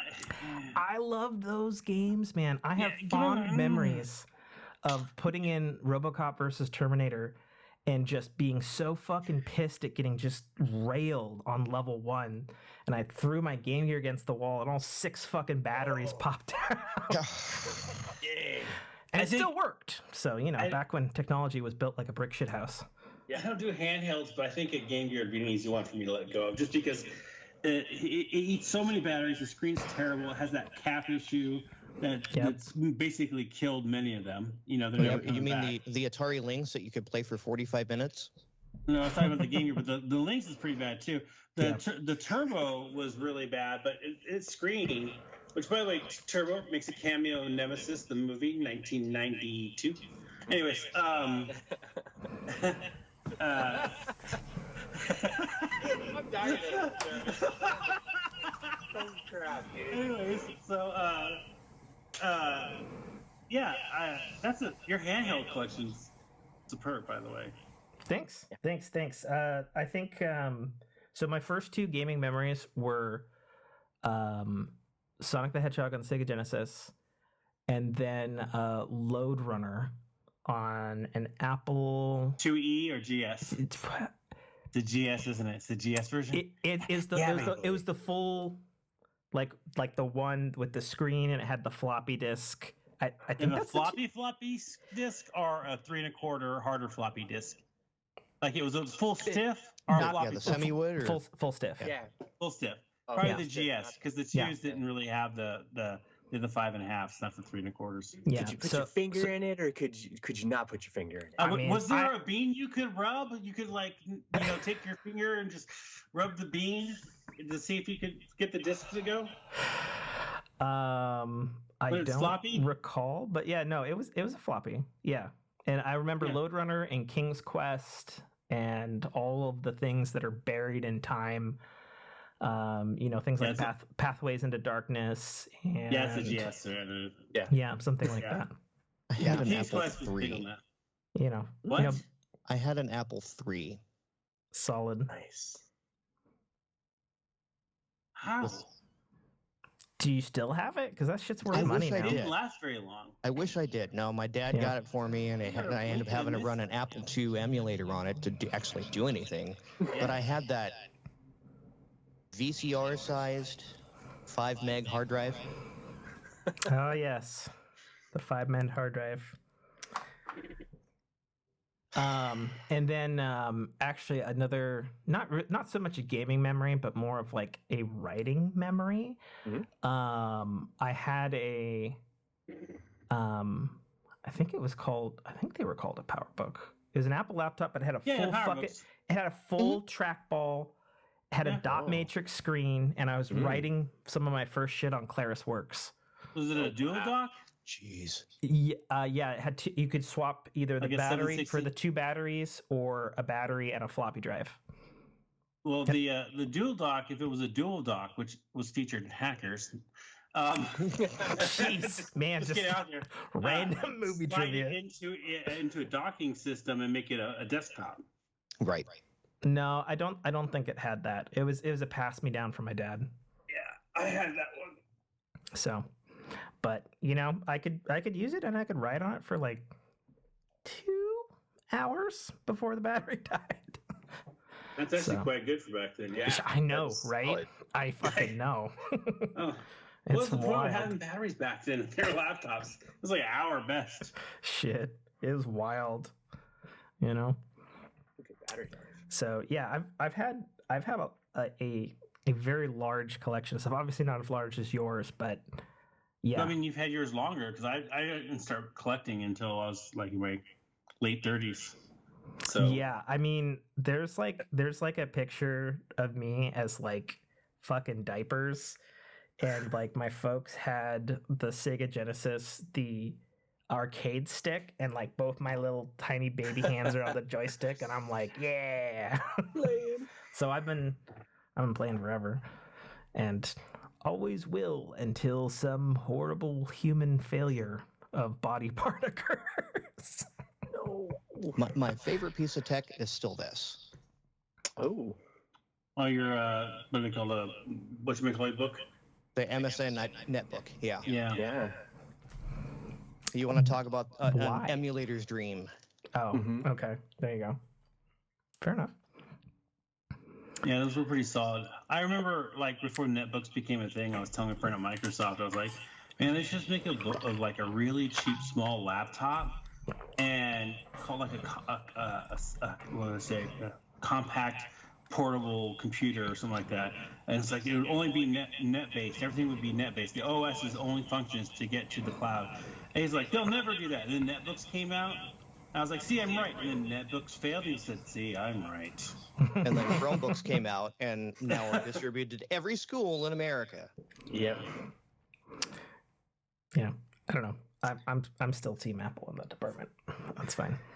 I mean, I got my iMac behind my laptop over here. Didn't you ask me to fix a Mac at one point, Greg? I did, yeah. Did that ever get fixed? No, it's in this like cabinetry above my head, which I replaced it with this iMac over here that you use for other stuff. Fair enough. That doesn't sound right, but I have an old PowerBook and an old Power PC. I think it's a 6700 somewhere in my collection here. I will never own another Apple product as long as I live. Okay, that's fine. To each his own. I like them. Yeah, I do too. I'm meh. Meh. I wished cancer on Steve Jobs and he got it. He's healthy. He actually died of cancer, though. He died of broken heart. No, he died of a fucking big broken heart and a rotting asshole. Died of. Yeah. Died of all things. Died of fucking. I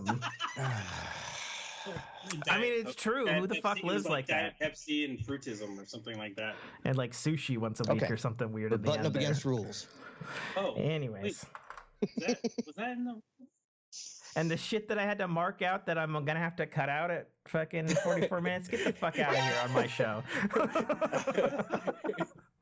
Another marker. There we go. That's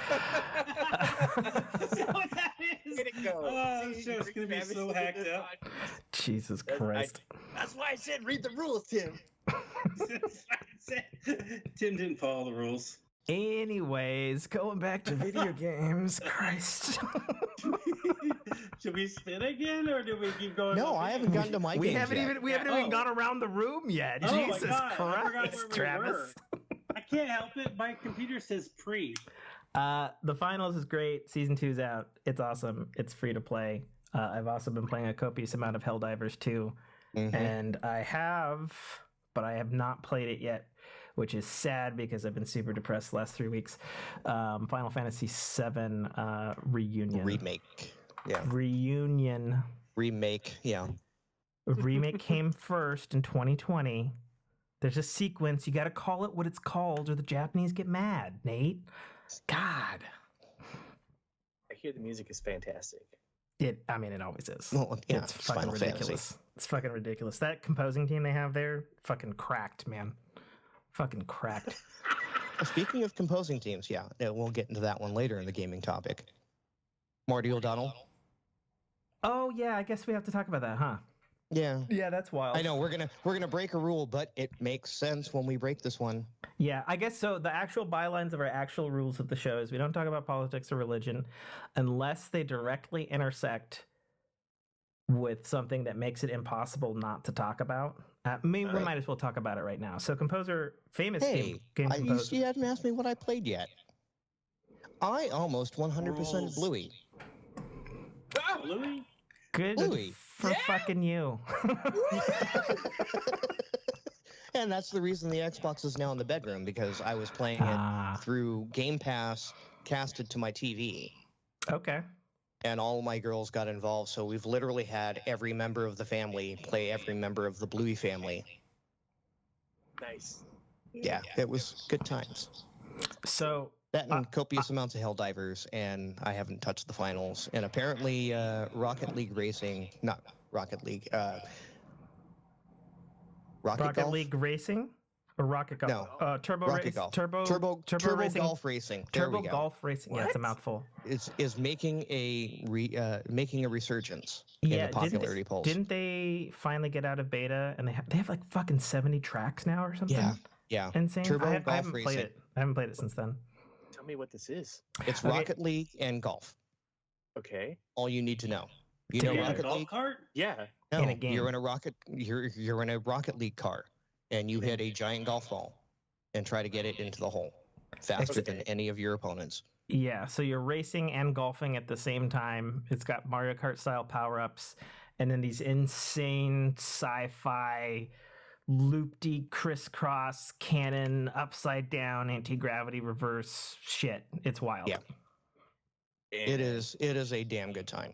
Okay, I need to go find this because that sounds like a buttload of fun. It is a lot of fun, and it has both like racing golf and then a proper turn-based golf as well in the same context.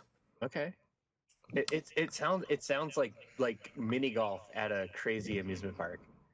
A little With bit, cars. yeah, with rockets and bumpers, and your cars can have power-ups and shit. It's wild. Now Why I'm are do you this for real. guys throwing your cats around the fucking cameras? All right. Yeah, Audience mine's a who little never more gets to tolerant. see the video for this, Nate's fucking making his cat fly like Superman, and Travis is patting the butt and licking the tail of his thing, and then Greg's got a little robot man. Wow. Yeah, we make our cats tolerant in this house. I got bit. Yeah. Jesus Christ. So you've been playing all those, Nate, huh? Yep. Okay, cool. How fares your hell diving? It fares pretty well. Like I played the first day for about 4 hours, and I absolutely love it. And I haven't been able to get back into it since because life. Okay. But You it is. gonna have time after the show? I think I might. Okay, because cool. I'm supposed to keep someone awake. Yeah, that's true. That's true. So we might be diving into hell, or fine. doing some vroom vroom putt putt. Yeah, probably vroom putt putt as I get more tired. Cool. So those are all the things that we've been playing lately. Video game news wise, take the thing that you were gonna say there, Nate. So fabled video game composer Marty O'Donnell of Halo fame, Destiny fame, many other video game fame, Myth. but that's Myth. Yeah, a lot of Bungie titles. Is running for Congress in Nevada. Yep. Didn't have that one on any bingo card ever in the history of bingo cards. Right? And the most obscure campaign ever. Like, Tim shared a link with me, and I'm like, okay, Marty's running for Congress. Where? Yeah, I didn't know he moved to Nevada. Right? I had to go digging, and I'm like, okay, what is... I was like, when the fuck did he leave Bellevue? Yeah, like, what is he running on, and where is he running? And it turns out, he's running on the Republican ticket in Nevada. And it's like, okay, thanks. Like, I shouldn't have to dig in your campaign primer. But I think he was just going for the, video game fan. Like, I'm Marty O'Donnell. You love me. Vote for me. I mean, I guess I watched a couple of things on it. The gist that I got from what he was putting out there publicly on news channels and stuff is just he's a famous video composer. He's got lots of money and is like thrice retired. And he said, I like America and feel like people aren't doing what I want. So fuck it, I'll run for Congress. Yeah, I mean, on a similar note, we have a former LA Dodger first baseman running for one of our Congress seats. Yeah, is that Steve sports Garvey. Ball? Yeah, the sports ball thing. I know nothing of. Okay. My mind is blowing up right now about both of these newses. I don't. Okay. Fair enough. I've had a long day. Thanks, guys. Yeah, ask your wife about Steve Garvey. She'll probably understand. She'll go, he's doing what? Yeah. Well, no, she would. That's the crazy thing because she follows baseball, so she would know. Yeah, people cashing in on their celebrity ticket. Yeah, I mean, do whatever you want to do, I guess. Yeah. Marty for Congress /vote. And that is literally about all you're going to get when you go to that site. I'm Marty. I'm running for Congress. Please vote. Yeah, it's wild. There's not. I mean, it's a page. It's a page. Yeah, it is a page. Yeah, there was a video that had some music in it, and one of the co-founders of this show, Forkinier Dame, he's like, we don't talk about politics on the Fork Show. But you can bet your ass that his campaign is going to have the best motherfucking music you've ever heard in this country. Yeah, and I found it and I shared it. It's in our Discord. It's it's wild. It's wild. That's for sure. Did we have any other video game news this week? The other video game news kind of intersects with entertainment. If we want to just, we do have the Epic Apple developer account. Yeah, I mean, we could talk about that in technology just as easily too. Right, and then the other one kind of also intersects with entertainment with Rooster Teeth. Oh yeah, that's true too. I think we could talk about the Rooster Teeth one in games, given that it's Machinima and Warner Brothers. You team killing fucktards. No kidding. No kidding. Do you guys know Rooster Teeth at all for Red vs. Blue? Never heard of them. Yes. Okay.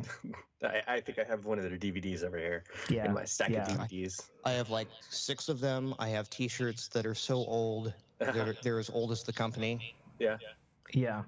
Yeah. I have a I Like Me T-shirt that I'm never going to get rid of. I have an I Hate Babies T-shirt that I love wearing during the holidays at the mall. I have a People Like Grapes T-shirt that I wear ironically as I'm allergic to grapes. That's funny. Yeah, I thought so.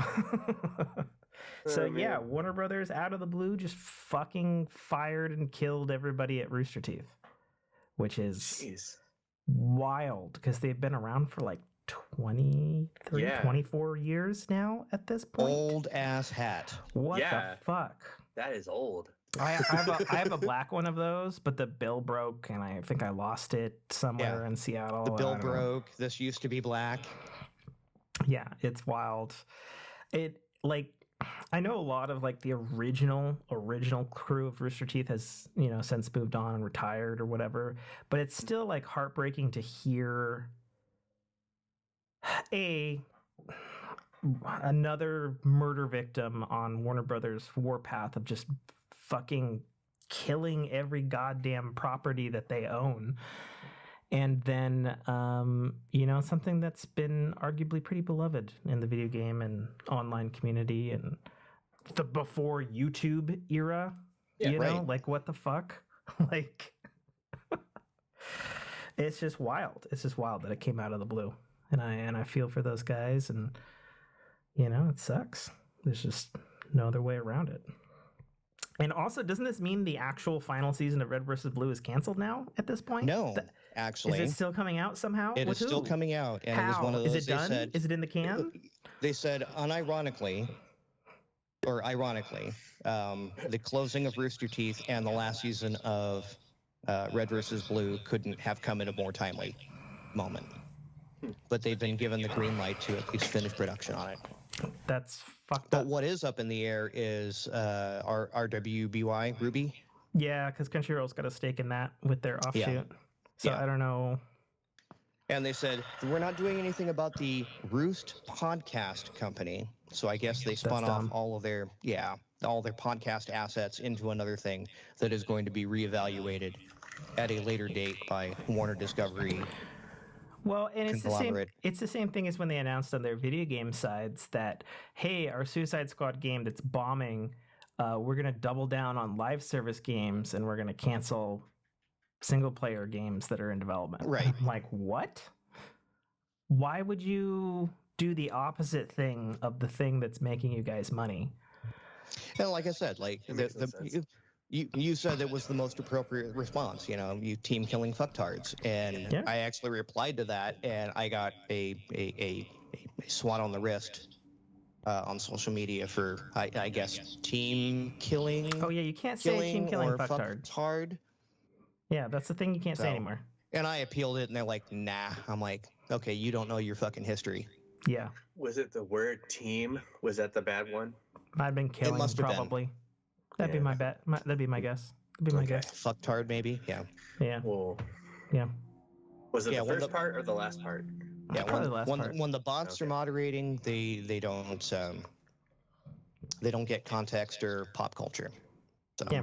It's ridiculous. It's absolutely ridiculous. It's so weird. I don't know what's going on with, and I don't know.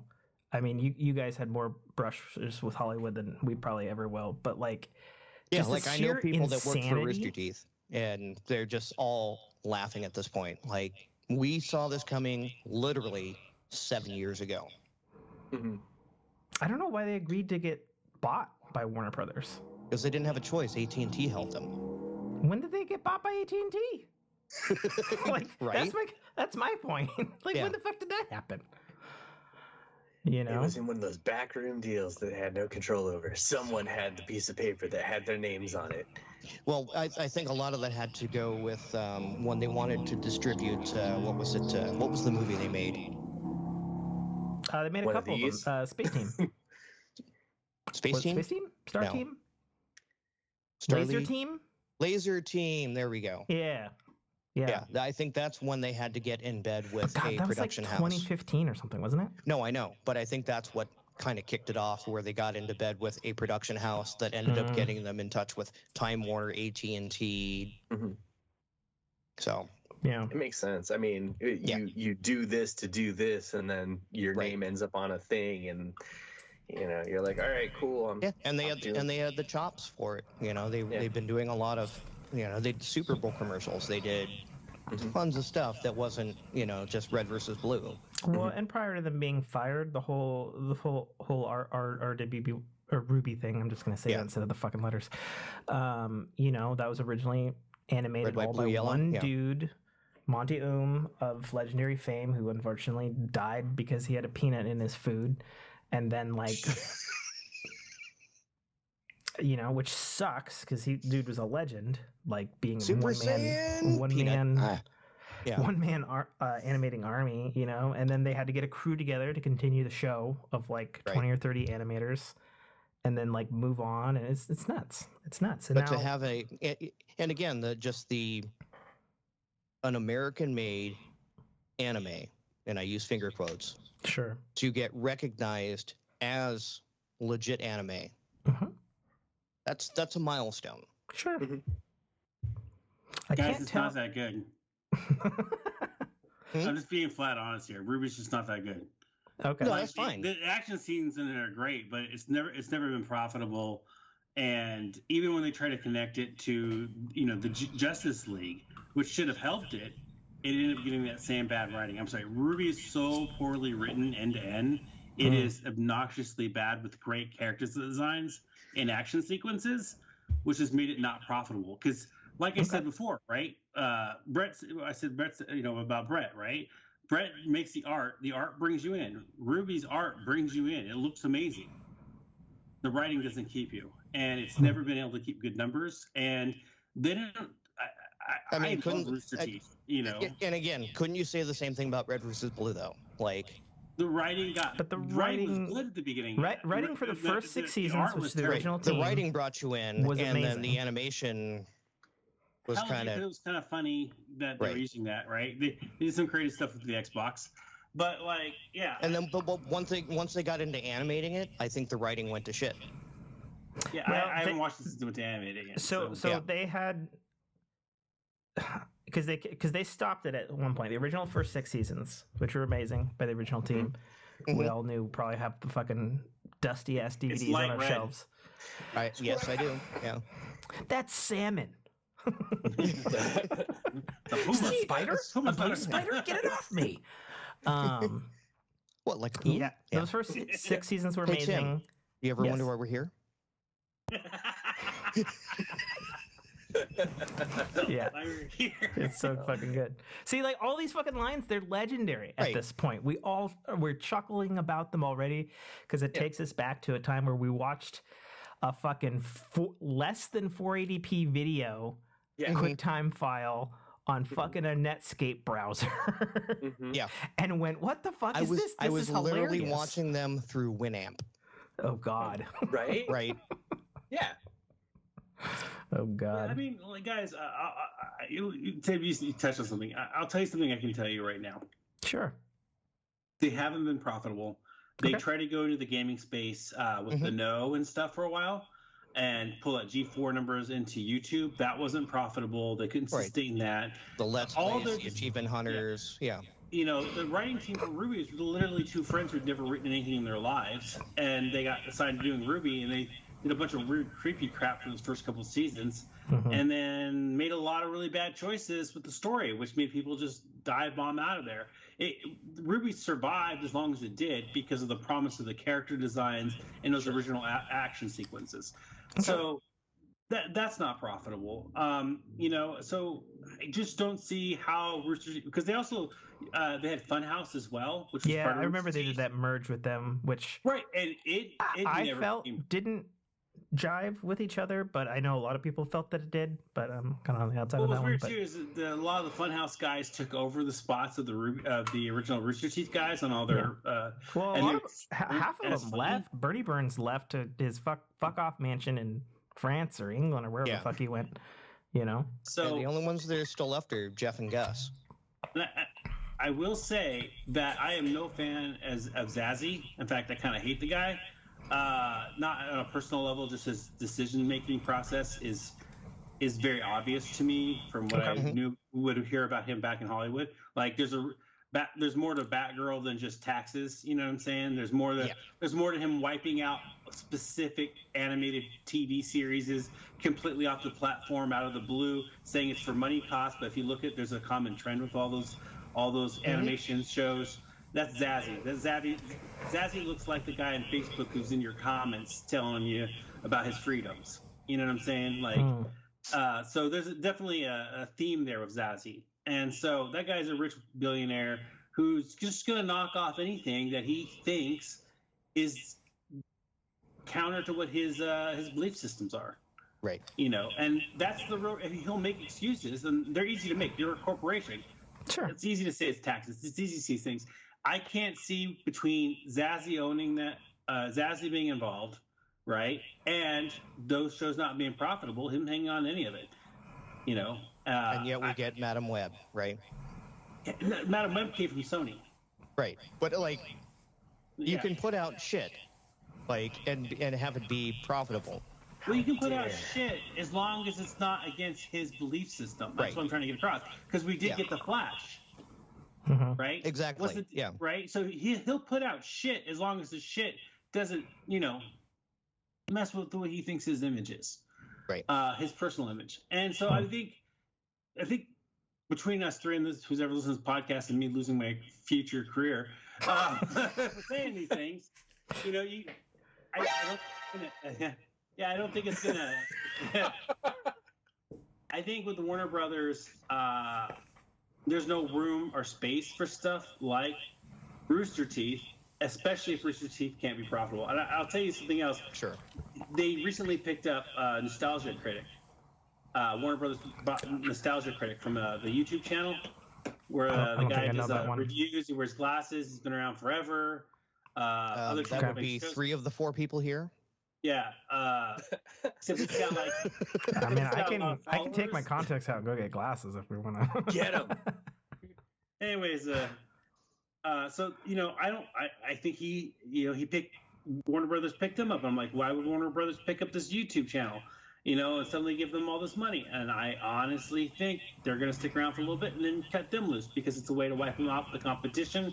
Because those YouTube channels, especially the big review channels, and that being the biggest of those review channels, they've always seen that. In fact, Warner Brothers has been the most adamant about DMCA takedowns, right? Sure. Yeah, Warner Media in general, yeah. Right. So here you go. They do DMCA takedowns and they're not working anymore, right? They see these review channels as people showing the movies and too much of their movies and taking their money from them. So you buy the channel, you work with the channel for a while, then you say, yeah, you're not profitable, and you wipe them out. I have a feeling Nostalgia Critic doesn't last for another year or so. And I think that's just Zazzie's business, skill. Like, that's what that guy's good at, you know. Sure. And he fools people into believing they're going to be profitable, and he's helping them out. And then Don Lemon, right? Thought he was his friend, right? He wasn't his friend. Took him out. He takes out anything by giving them money first, giving them promise, making them believe that they're part of the team, but always he went in there for the purpose of removing the competition or taking out something that didn't fit in with what he wants. That'll be something I definitely keep a side eye on, especially with, again, knowing people I know down here in Hollywood. I'm going to go get another job now. Thanks. Sorry. I don't share any of Travis's opinions. Yeah, you better say that quick. Tim, I say the same thing where you're going to end up on the Warner Brothers. The opinions of Travis Webb are his own and not necessarily the opinions of the Fork in Your podcast or its affiliates. We have affiliates? You never know. Down the road, we might. Okay, fair enough. I went on a tirade, so I'll just be quiet. No, that was good. It's all good. Like, and again, excellent. The rule is, if it fits within the topics we have, we can discuss it, and then we move on. I think the thing that's interesting about that is, you know, we're over here bitching about it from that seems like a weird business decision and like a fan perspective. And then your reality on it is like, well, but there's the other side of this, and this is probably how it is. Right. You know, and I think that that's a totally interesting and valid take on the whole situation. I'm mad about Infinity Train, okay? Dude. Right? What the so okay, so I somehow missed it the first time, and I found out about it late on Max. I was mid fucking season 2 when that shit got taken off, and I was like, what the actual fuck? So I knew when he bought it. I was like, that's his target. I was pissed about that. I was pissed about that, and I was pissed about Final Space. Yeah, that shit really pissed me off. And actually, on that note, because since we're talking about entertainment, did we spin the ring to entertainment? Yeah, we're on entertainment now. Yeah. We're on entertainment. I heard it. It's fun. Yeah, it's fun. Oh. Yeah, wow. Oh, it landed right on it. Oh, surprise. We're all surprised. I bitched about before in the show that I was super pissed about the Final Space that I'd purchased through iTunes being removed from my library, which of course is their right, but it's blah blah blah. It's the whole thing. But my Final Space actually showed back up like a week or so ago in my iTunes library, which I was super fucking surprised by. Mm-hmm. I don't know what that means. I know Amazon just lost the I think. No, the court case didn't get thrown out with Amazon for the same thing. So there's a court case with Amazon? Yeah, so Amazon is right now processing. It will take another year or so, but they try to have it thrown out, right? Being sued for because the license ran out of the movie, but the end user bought the movie, right. So they're being sued for that. And Amazon said, well, it's in our agreement that if we lose the license, we can take the movie away, so the case should be thrown out. And Amazon the judge said, no, the case can proceed. So it sounds like that coincides with the very real door opening up that case might go all the way through.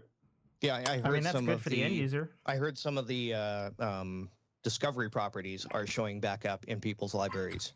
Okay. So I'm wondering if they're hedging their bets in case that because even they're worried that what they're doing isn't going to end up being legal in the end. Right. Yeah. And they can always remove it again if they win the case. Sure. You know. I mean, I could be wrong about that one, but I just read that article. So it's sitting on a server somewhere where it exists, and through the distribution network and then the content owner, they can turn that on or off. Oh, hence again why I bought the physical copy of a certain person's book, because you can never take that away from me. That's right. Well, I used to buy Amazon movies, and I've stopped doing it. I've started replacing all the movies I bought on Amazon with stuff from Shout Factory and Arrow. Which gives you a really good idea what crappy ass movies I buy. We got Trigun and a 10. Trigun. Yeah. Wow. So I have a bad Trigun story. Do it.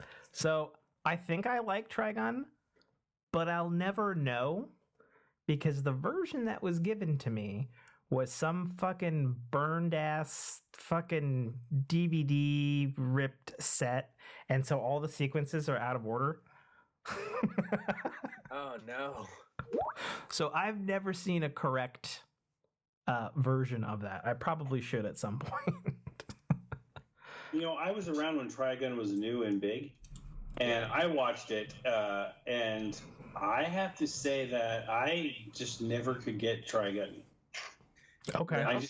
It's just not strong. It's never been a strong series for me. It's weird. And I ended up having dinner with the creator of Trigun, and then Piranha, who did another story that I can't remember right now. That involves the guy with the big hat in this Van Helsing. Oh, Van Helsing. Oh. Yeah. So that's a good one, I love Helsing. Yeah. So I had dinner with those two guys, and Hirano is very shy, by the way. The Trigun guy was cool, but fun story though. I was walking with someone, and they're both into karaoke, so they were doing karaoke, and my friend walked in and started yelling for their name and acting like a Godzilla in front of everybody. What? That's weird. That's cool. Yeah, and she was a Lolita, so it was a little Lolita going, rah, rah. It was crazy. Oh my gosh. That was my night one night. Oh my gosh. That's my Trigun story. That's a cool story. So since we're on entertainment now, what entertainment have you guys personally been consuming, watching, reading, listening to as of late? What's hot other than your cat being up in your girl like that? Oh my god! Well, I think he just jumped into the fucking screen. We usually go to bed right now, and so I think he's getting mad because I won't go to bed. He's like, we're in bed by now, Dad. He's like, what the fuck are you doing? It's like sleeping time. So what me? I'll let Greg go first. Who just all right. So I've been watching my wife and I've been watching a lot of what we call garbage TV. So we started watching season 1 of The Traitors and on Peacock. That? Okay. It's essentially a live action Among Us, if you will. Oh god. I heard they just announced an Among Us animated show. Oh well, it'll yesterday. Be awesome. It'll be awesome. It's got a pretty killer cast. I'm not gonna lie. I mean, the amount of Among Us content that my daughter consumes is scary. Where they put narrative behind stuff, or with the mods and everything. I'm just like, you're 6. What are you doing? And then she's making up her own stories now. Like, the kids want to play tag, and she goes, "No, can we play the modded version of Among Us?" There you go. She's 6. I'm raising a serial killer. That's cool though. That's essentially The Traitors in a bag, if you will. You get a bunch of the season 1 was a bunch of reality TV people and a bunch of regular people put into a castle, and they basically play Among Us in real life. I mean, the original game was for any stagies was Werewolf, right? Yeah, Werewolf. Exactly, and it's like I said, garbage TV, and then in the second season they just went really basically with reality TV people, and we're almost through with it, and it's like we just shotgun it after we get done with the shop, and toggling back and forth between that, and because one of the cast members in season 1 and season 2 is Kate from Below Deck, so we went back and started watching Below Deck again because pandemic. We were like, hey, let's watch some garbage TV. What's fun to watch?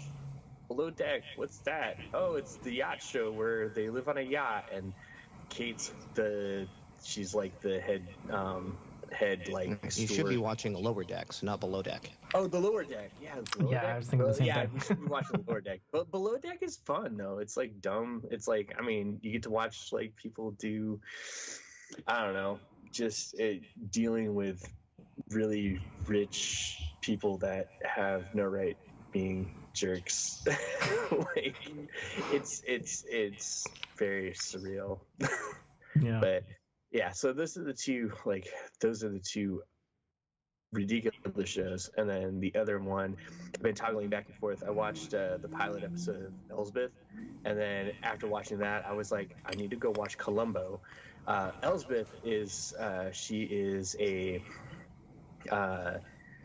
she's kind of like she goes to New York. She's an overseer for the police department to oversee basically like crime scenes and stuff like that, to work with the police department and stuff. But she's a ex-lawyer who has she's kind of like a detective, but not a detective. She doesn't really have any power. She just is supposed to be there to oversee stuff, and she has a deductive mind, if you will, and she's more helpful than she needs to be. And I was like, this is very much like Columbo. So I went back and started shotgunning old episodes of Columbo because I was like, I need to watch some Columbo because they don't have any other episodes of Elsbeth. And I was like, it gave me those feels, and gosh darn it, Columbo is so good. But that's what I've been watching, entertainment-wise. There's a lot of entertaining things happening on our video cameras right now. I know. Freaking Nate's getting clawed in the face by his cat. Cat cam. Travis is covered in drool right now, trying to calm his cat as well. Like this one just went ham on my ear. I saw. While clawing me, and she's just like she's slobbered right now. God. Get the fucking cat out of here. Oh my gosh. And that's why you see her go, airplane. Oh my gosh. And away she goes. All right, what have you been watching or consuming there, Nate? I've been keeping up on my my Rookie, which apparently I guess they skipped an episode this week because they went 3 and it's supposed to drop on Tuesday. And then Wednesday came around, not a new one. Thursday, Friday, Saturday, like, okay. Good old network I don't know. television. Right? Yeah, I don't know if it was one of those, like, they didn't, like, they got 3 in the can and put them in, and they're still filming the next ones. I don't know how much the writer's strike affected it. That's true. Right. So I think they might have had those 3 in the can, and then now they're catching up. I've been up to date on Halo, which, you know, the season finale is this Thursday. Who knows what the fuck is going to happen? And it's way too soon. 8 episodes, again, constant rant. It needs 2 more. Did you hear the thing this week that was going around on Reddit where there's an actual video with Kiki Wolfkill, and she was like, well... Kiki Wolfkill is who? She's executive producer on the Halo franchise for 343, who's from Microsoft, but she's overseeing the TV show. And then she was like, yeah, we didn't do 4 episodes of Reach because we didn't have the budget for it. And then she laughed, and everybody online was like, well, then why fucking do it? Right. Shit. But, you know, so it goes. And again, my problem with that wasn't like, was Reach rushed? A little. Did it get the point across? Sure. Yeah. Like, I'm okay with the Reach episode. Yeah, do I have complaints? Like, could have been drawn out a little bit longer and given a little more exposition and story? Sure. But it wasn't, what they gave you wasn't bad. I mean, I think that's the whole thing this season, right? Is what's been given isn't bad, and it is definitely better than the previous season. But my only problem is now we're down to the last episode, and I'm going, great. We're done. I don't know where the fuck they're going to end up. I don't know where they're going to end up. Like, I don't know if there's going to be another season. And again, I'm going to say this. Are we going to peripheral the fuck out of this shit where I'm going to be left fucking hanging? Am I going to Sarah Connor Chronicle the motherfucker out of this? Right? Like, I don't know. Is the show getting fucking canceled? I don't know. And I will never see another one. I think it has. My understanding is it has had good viewership. I don't know. That's our understanding. Our understanding was peripheral was fine. Well, but then that was before everybody struck. Yeah, and yet Cobra Kai got 6 seasons, which I'm still waiting for that one to show up again. Okay, but I mean, these things take time after people get back to work still. Maybe Travis probably has a better idea on that than anybody else here. No. I don't know. I mean, how, like, in your estimation, when people are on a project and then there's either a work stop or a strike, like, how much does that fuck shit up? A lot. Sure. My friends who've written shows before told me most of the people I know that worked on shows, you can look at my Facebook and see who they are, and they're going to hate me for saying this. But anyways, like, they don't really recover. Sure. The last big strike left everybody in really bad states. The shows that recovered were the shows that were already, like, they're the Dick Wolf shows type stuff. They already had 20 seasons behind them, and so that team knew exactly. Just took a vacation, basically, right? But most shows, especially if they're like, there's the 3rd season where they get hot. So if they're in their 1st or 2nd season, and you have a strike hit, they're probably not going to recover, to be honest. They lost their viewership. They never hit their stride before they lost their viewership. And, the other thing is the writing rooms will also, a lot of times, will flip around because most writing's contract writing now. Okay. So especially for those less expensive shows to save money, so some weird stuff will happen. Oh no. Anyways, but yeah. So yeah, I don't know, man. I was thinking about that Halo show. I'm surprised it got a season 2, to be honest. I know it had a lot of internal strife. Yeah. And people that I heard from at Microsoft did not like it. They're really hurt by it. So and you know what? Fuck Microsoft on it. It's an entertaining show. As someone that understands Halo, and understands TV, I have to separate. Don't try to one-up me here. You know what I'm saying? When I can separate myself from the source material, it's been a good show. I want to tell my Halo story. Do it. I want to hear it. If you couldn't see me pointing to the Master Chief, and you may not know this, but my wedding ring is Halo Installation 4. Yeah. I think my name might be in the Halo 2 credits. Is it? You fucking I have to look. Bastard. I don't know if that's true. That with I've love. never seen it. I've never seen the credits. I don't know if someone just told me they were going to do that and it never happened. I never followed up. Give it injected into my veins. Come on, Travis. So you guys know I used to throw raves. Yes. Really big, massive raves in Seattle. Mm-hmm. One of the guys who used to go to my raves was a major factor in Halo's development at Bungie before Bungie was bought by Microsoft. Right. And have you guys ever seen the movie Grandma's Boy? Yeah. Yes. Okay. You know the villain in Grandma's Boy, the guy who listens to techno music, wears a trench coat and dresses like he's in the Matrix all the time, has greasy hair. Huh? I do, but my memory's fuzzy of it. Robot legs, robot ears. Yeah. That guy. Yeah. I'm pretty sure whoever was advising Grandma's Boy knew my friend at Bungie, because that's pretty much him. I thought that was you. Yeah. So thanks. Well, there are 2 Travises in the credits, and they are not you. Okay, good. Wait. What's the last name? Yeah, he's had some pen names. Chen? Nope. Brady? Nope. Okay. Anyways, it's good to know. Anyways, and my friend, so he was like the son of 2 college professors. He was a mathematical genius, a prodigy. He dressed like he was in the Matrix.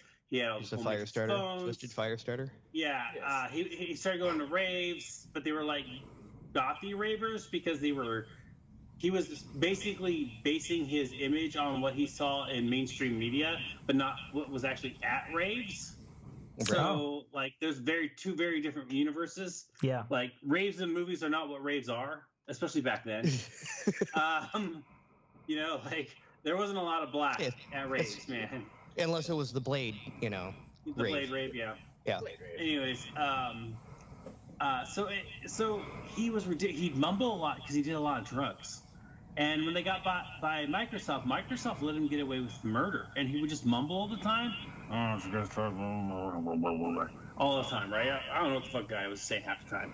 So he brings me to his house one night, and we pulled up to this big ass house out there, in Redmond. And I get out of his car. He opens the door and shuts the door. And he goes, "Yes, here at Castle, it takes some problems inside my system. Hang on." He opens the door, goes down his.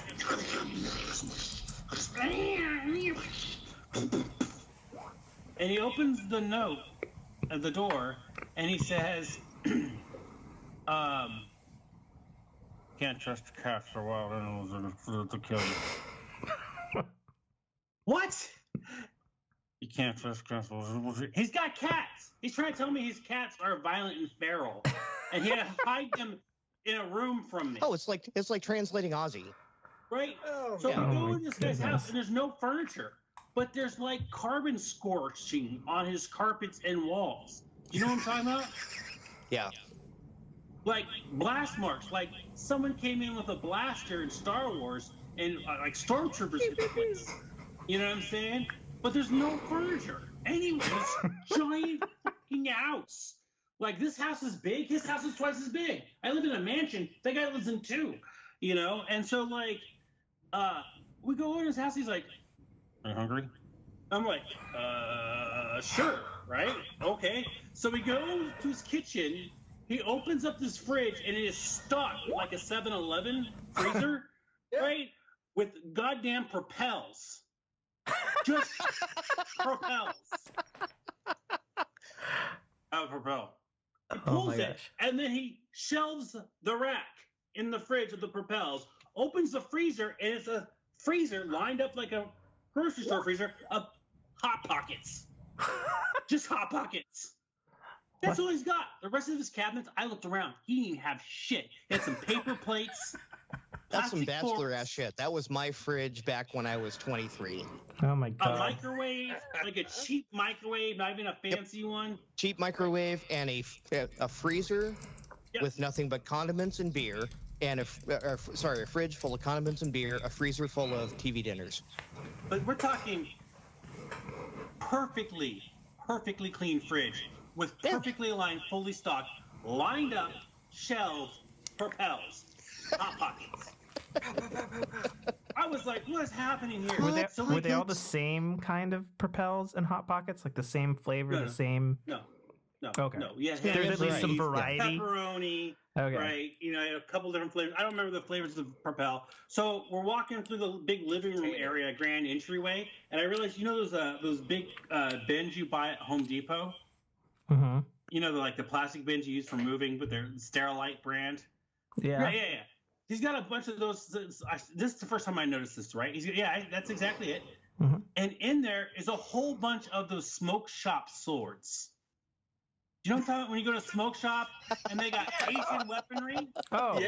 Yeah. But we're talking like he had a truckload piled in these bins along the wall of these things. And I'm like, I don't know what's going on here. Why do you have those? He's like, you need them for Halo. What the fuck does that mean? Why? He's got inventory of aerosol cans. Bunch of aerosol cans. I'm like, why are there aerosol cans? Halo. So we go up to his room and we walk past. He's got all these rooms in his house, right? We're walking down this hallway in the upstairs area, and we walk past one room, and there is a giant shipping pallet thing with a bunch of boxes on it, and one of the boxes is open, and then leaking around the sides like dunes, like sand dunes, but they're empty nitrous canisters. Oh. Just an ungodly dune of like a desert of little aluminum NOS canisters. He's like, oh, this is a NOS? Jesus Christ. No, not right now. I had come over to play video games or something. By this time, I'm like, why am I here? Why did I let you drive me? How do I get home? I don't know how to get home from Redmond, man. Right? We go to his bedroom. It's like a mattress on the floor, a bunch of hentai DVDs on the wall. Oh, Greg, I love the fact that you actually encapsulated fucking doing NOS right there. That's, it's a memory. Mm-hmm. Response. You guys. Tim's over here going, I don't know what you guys are talking about. I'm trying to pay attention to Travis's batshit story. Fucking Nate and Greg are fucking whispering to each other in sign language. Oh no, we're talking a language.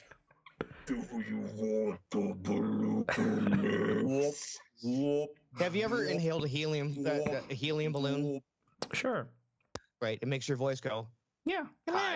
So if you inhale nitrous, it does literally the exact opposite. Oh, it goes down? Oh, yes. Not quite what I was thinking about. I was going to be quiet before I get myself in trouble. Yeah. Anyways, and besides, and the... Yeah. The Death Star probe, yeah. So there's a mattress on the floor, rows of hentai along the wall, right? A dresser, a DDR pad, and a TV on the dresser. That sounds like a good time. And I'm going, I want to play some DDR. I'm working on the skills that I'm trying on what I'm doing.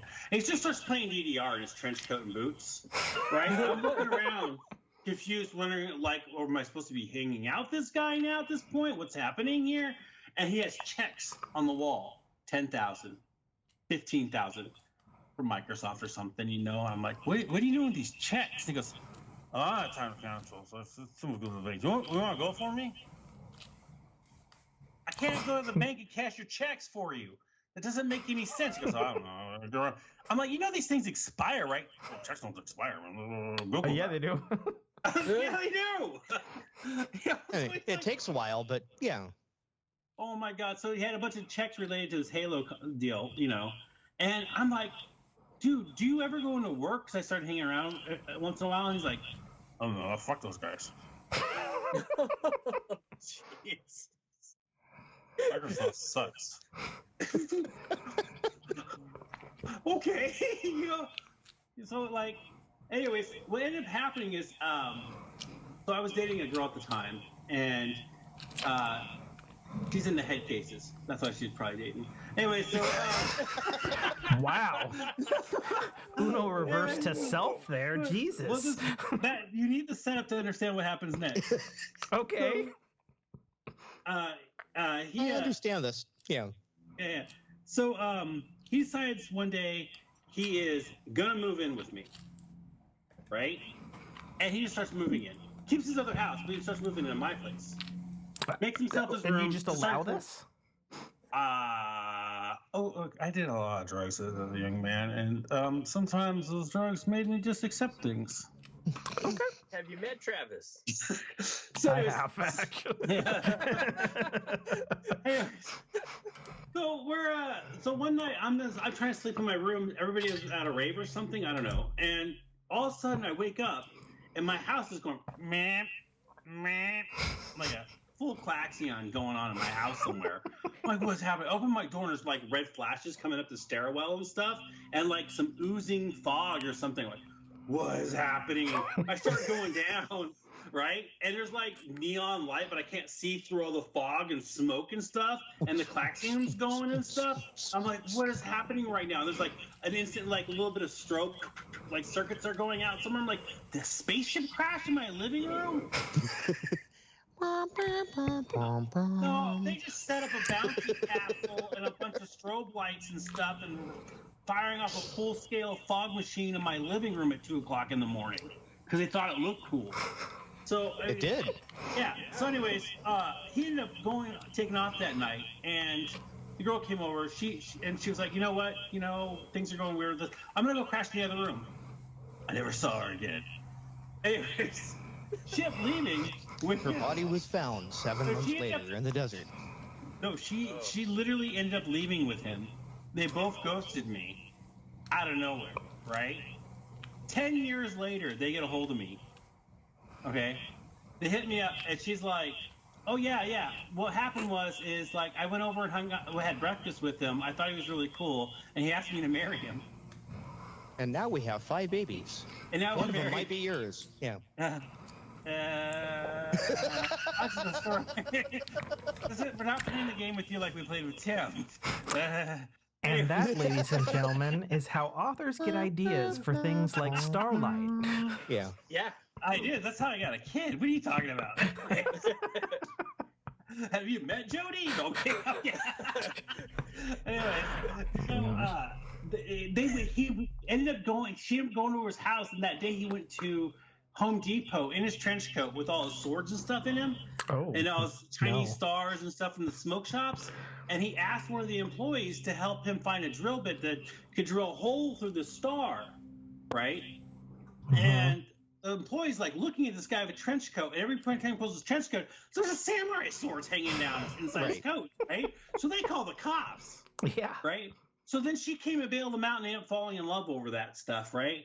But the cops show up to this guy's house, and they walk in, and what they see is blast marks, Chinese swords everywhere, guns. Fog machine, laser light show. Right. All of these guys are like a giant box of NOS, hentai all over the place, weird checks. They look like he's been doing some type of like, they're thinking they got a forging, street samurai, freaking hentai loving Nos addict with wild attack cats. They were freaked the hell out. So he got arrested. Him getting fired. Why does he sound like the guy I played in my Cyberpunk campaign? He is the guy from your Cyberpunk campaign. That's what I was saying when I said about Grandma's Boy. So anyways, he ended up getting fired. I guess he went to work for LucasArts for a while. Anyways, so they got divorced because of course he did.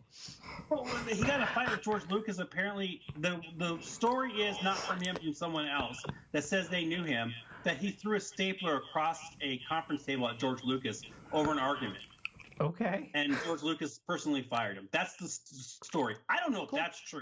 I think people made that part up. So I'm just going to be honest there. The guy's pretty wild. I don't see him throwing a stapler. Right. It wasn't a stapler he threw. No. It was but he threw something at George Lucas. Star, probably. Right. Anyways. So they end up getting divorced. And, she goes her way. He goes, we could become friends again a little bit, sort of. We stay in contact. He actually had to make some writing gigs here and there. And now she is Mrs. Webb? No. Mrs. Webb. No. She married her stalker. So, Mrs. Webb. This guy's stalking all the police. I'm getting a restraining. Okay, now they're married. All right. So, anyways, like I said, she likes head cases. So, it's wild. So, anyways, years later, I go down and meet up with him in San Diego, and he's working on one of the biggest IPs in history. And he's down in San Diego, not in Edinburgh, Scotland, but he's in San Diego for the next version, so it's Red Dead. Anyways, and we went to go have dinner in the middle of the night. He said, "Oh man, I'm doing so." He looked great, by the way.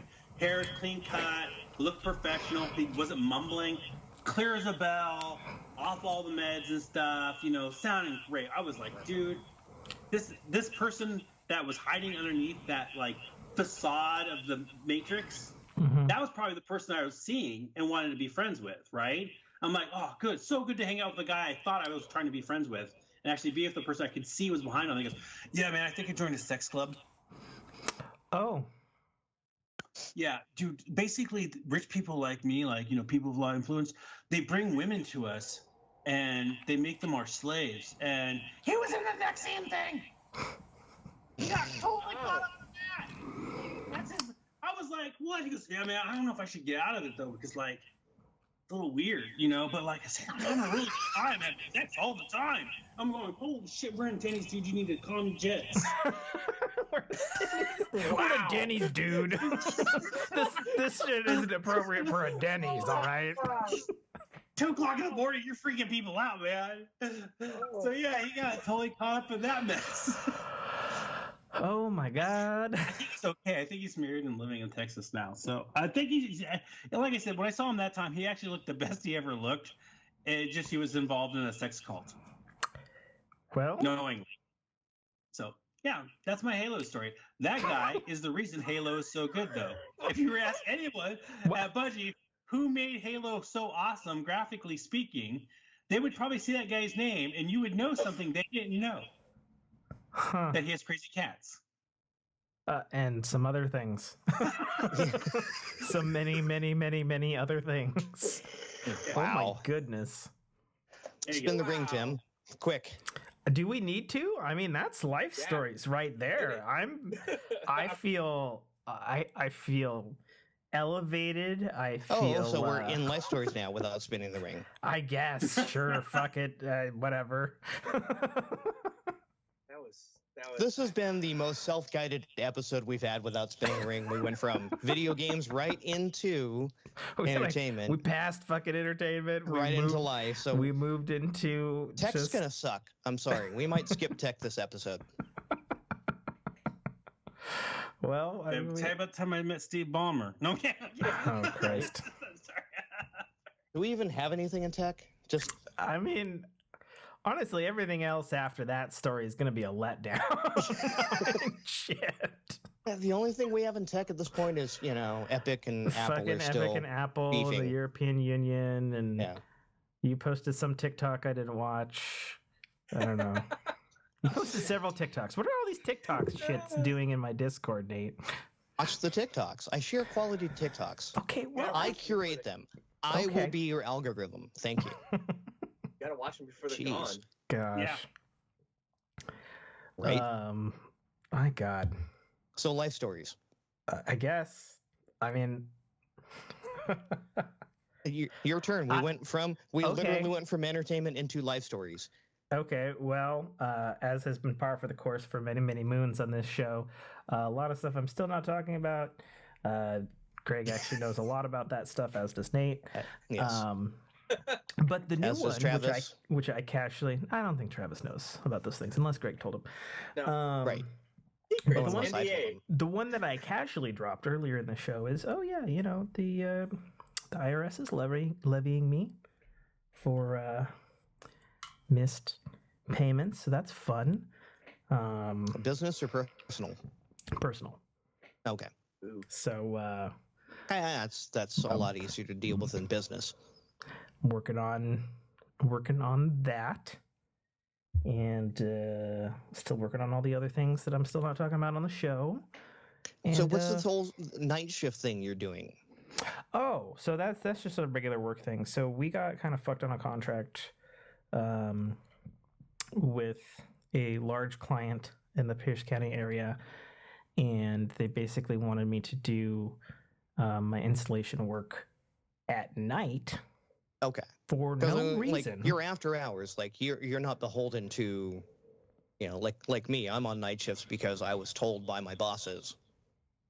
So when you say I'm being put on night shift. Yeah. When I own the company, yeah, I know it's an odd statement, but yeah, no, it's a contract BS thing, and so every Monday, possibly Tuesday, I'll be working 9 p.m. till 7 a.m. or something like that. And again, I get that because of like a lot of the shit that I do. When the access control guys had to come into my shop, it had to be after hours. Yeah, it's just odd because we have another client that's identical to this client, except they're, I don't know, about 80 times bigger, and they would never make us do night work. So it's just a weird thing, and I got into this pissing contest with, right, and so there's an argument over product and dates, and he's like, I need a start date, and I was like, well, I have ordered the product, I can't make shipping companies move faster if it's in transit across the country. Right. Yeah. It's expected by lead times law are lead date. times. Yeah. I don't know what to tell you. But yeah, it's just unfortunate because it's been a mess, and I'm just hoping for the love of God that the work goes smoothly.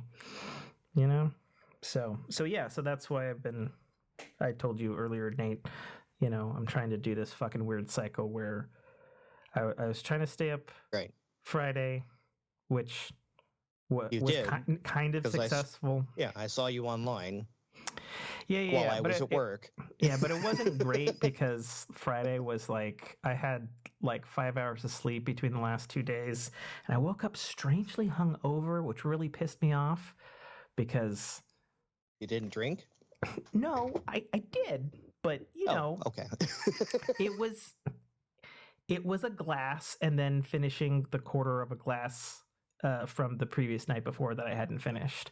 Well, I mean, a glass. I did the age-old mistake of a standard term because you can go to Vegas and get a yard long. Yeah. Fine, glass. Whatever.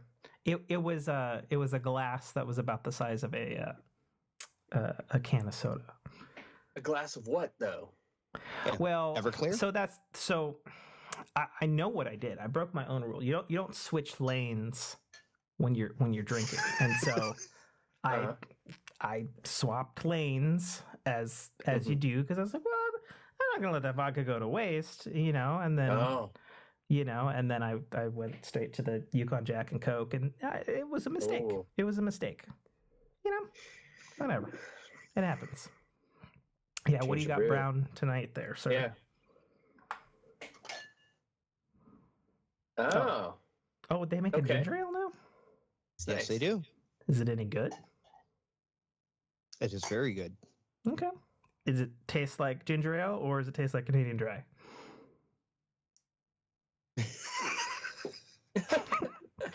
Those are different things. Let's get it right. No, I get you. It's not Schweppes. It actually tastes like Canada Dry. Oh, okay. Well, fair enough. Fair enough. So yeah, I mean that's what's going on, and it's just started out my night with this.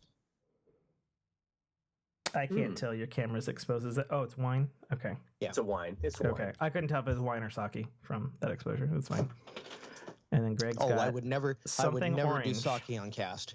Whew. Oh, Cosmic Crisp. Oh, yeah. My wife likes Cosmic Crisp. I think my wife actually has Cosmic Crisp like right at my foot. So 18 proof. Yeah. Fair enough. And Travis is over here like, I'm just. Can't drink. Why can't you drink, Travis? So life stories. Yeah. You're way far back from your mic for us to hear you. Yeah. We can't hear you. Oh. Because cat. Yeah. Pancreatitis necrosis. Oh no. A pancreatic necrosis or whatever. So is that what the weight loss was about? Yeah. Oh yeah, I got sick. I got real sick. I'm still kind of sick. Still taking a lot of medications and pain medications for it, but yeah, it's just it actually was slowed down Starlite the most was me being in the hospital for a couple months. Gotcha. So, real good diet though, right? Yeah, no.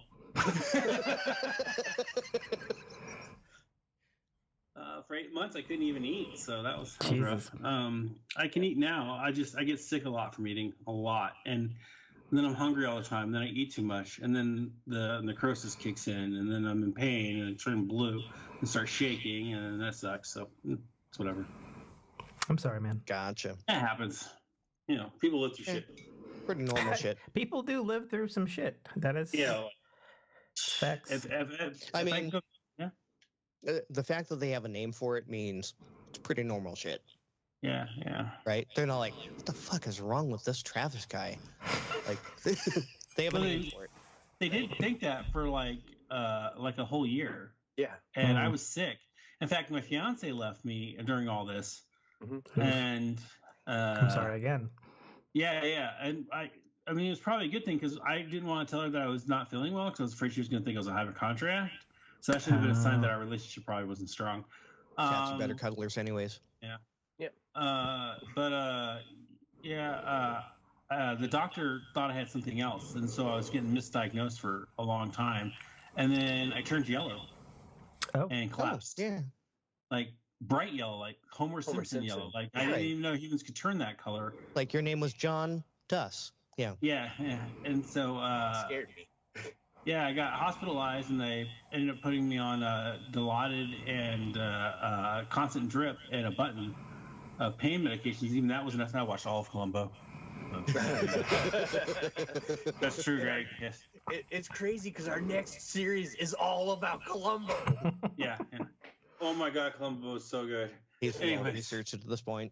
Yeah. So if you could do a crossover with The Simpsons, that'd be great because he's covered both.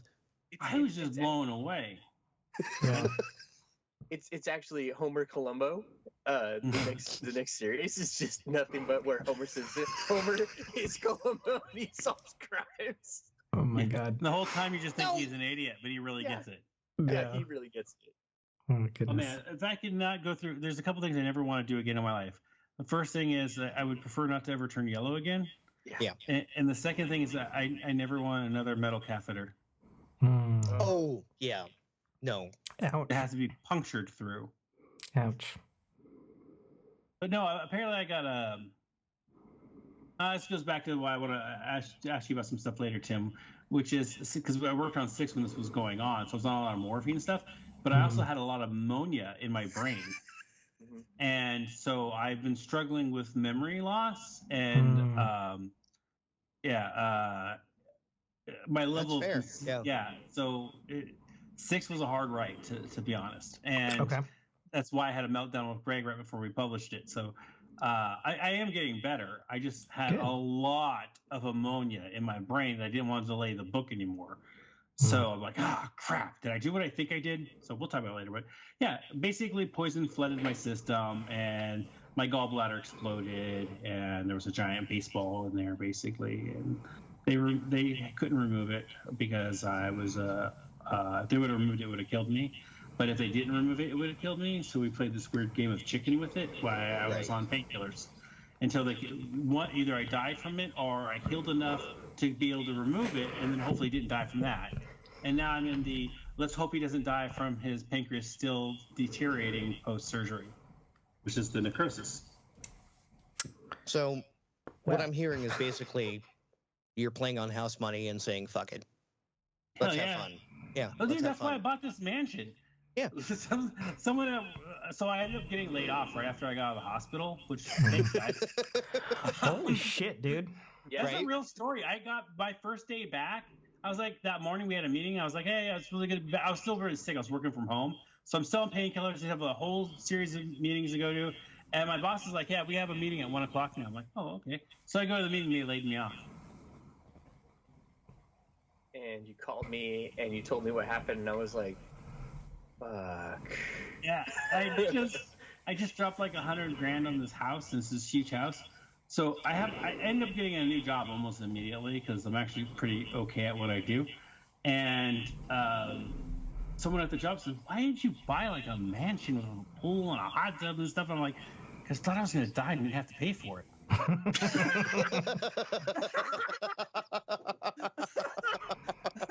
True story. Jesus. So I have this huge house now. So, hey guys, come to Vegas. I got a pool and a hot tub for God knows how long. He promises not to wear a trench coat. You can vote Marty swords. O'Donnell. Mm-hmm. Yeah. That's my life story. I'm out of there. Christ.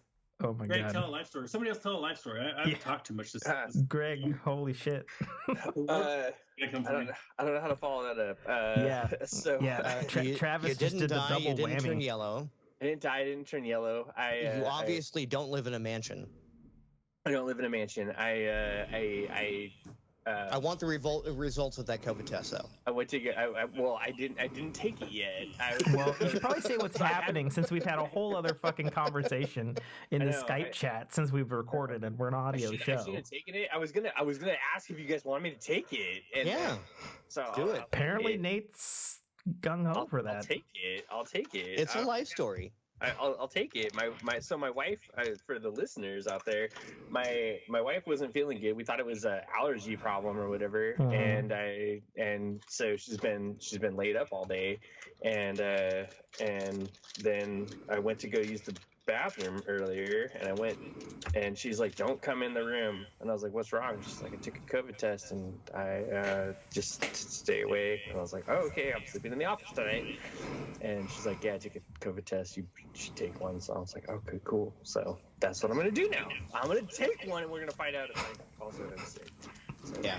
Pre-show, we were wondering about Greg's background, which again is a visual bit because we're not live streaming this. I talked to him about that when you were out. Right. At the beginning. What background? What He's asking the same questions I asked you before we started recording. Oh yeah, no. I slept in my office last night because she wasn't feeling good, and because I was like, well, if you're not feeling well, you're tossing and turning everywhere. I'll just sleep in the office. Right. You know. So that was all pre-show, so that's kind of funny that we're now getting down to this. Like, and now hey. So I'm going to sleep in the office for sure for the next week. So yeah, let's tear the. Sounds like you need a mini fridge full of Hot Pockets and Propel. What's crazy is I put the mini fridge in the bedroom for her, so now I have to go steal the other mini fridge from the other part of the house and shake this thing up. And let's shake it like a Polaroid picture. Mute your mic so you don't sneeze into the mic. Oh, definitely don't get peanut butter. He's got a thing in his nose right now, folks. That's so fun. Yeah, I remember doing these weekly for my job. Oh yeah. Oh, he hit the spot. Look at that. Look at the eyes roll back. It's orgasmic. I'm really sorry, folks. We're not a video podcast right now. The amount of stuff that's happened on the video here is insane.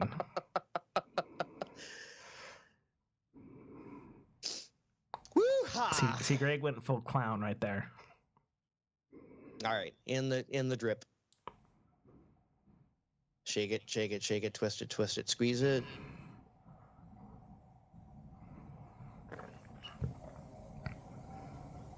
Anyone that has ever gone through a COVID test knows exactly what Greg is doing right now.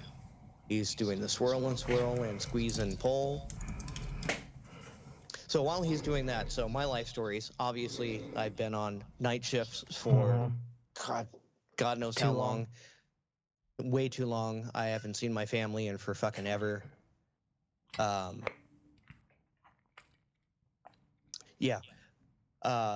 My wife just left town for Washington, D.C. Oh, what's for over there? Field trip she does every 2 years with her middle school cool. kids, right? Just happen to coincide with this, and like my kids are staying with my in-laws, and I'm, this weird vampire gargoyle. Like, it's been tough. Like, emphasis on the gargoyle. Yeah, very much so. Yeah. So I don't know. It's like, as much as I don't mind doing the extra work and getting the extra pay for it, it's been really kind of hard on the family this time around. Yeah. So.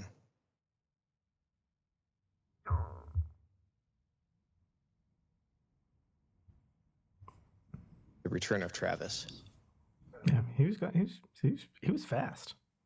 Yeah, he was very fast. Got my timer set. My head hurts. My nose hurts. Sorry, everybody. Did you poke your brain? I did. I poked my brain really good. Good. Ow. Yeah. Ow. I gotta be honest. I'm done. I've been doing podcasts for fucking like, how many years now? 12, 15 years now? Or some shit at this point? This is definitely one of the more entertaining and bizarre ones I have ever fucking been a part of. Well, good. I'm glad we bring. I'm glad I made it for it. And for once, like something physically wacky isn't occurring on my end of things. I get to be an observer.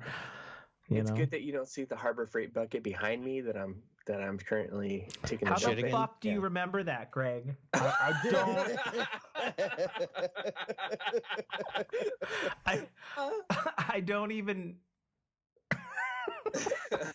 I told Travis to bring it up, but he didn't want to. Oh my god!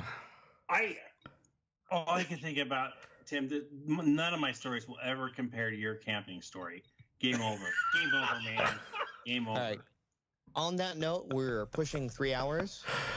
We are, indeed. We should probably wrap it up. But we have 13 minutes to find out if Greg has COVID or not. Oh, okay. Well, we have to. Sorry. We got to do 13 minutes. Oh, we've got to vamp for 13 minutes, really? I feel like I'm sorry. This could be dangerous. It's true. Vamping at this point, very dangerous. I apologize, everybody. When you asked if I was going to do this live, I didn't know if you wanted me to actually hey, everybody, I'm doing this COVID test.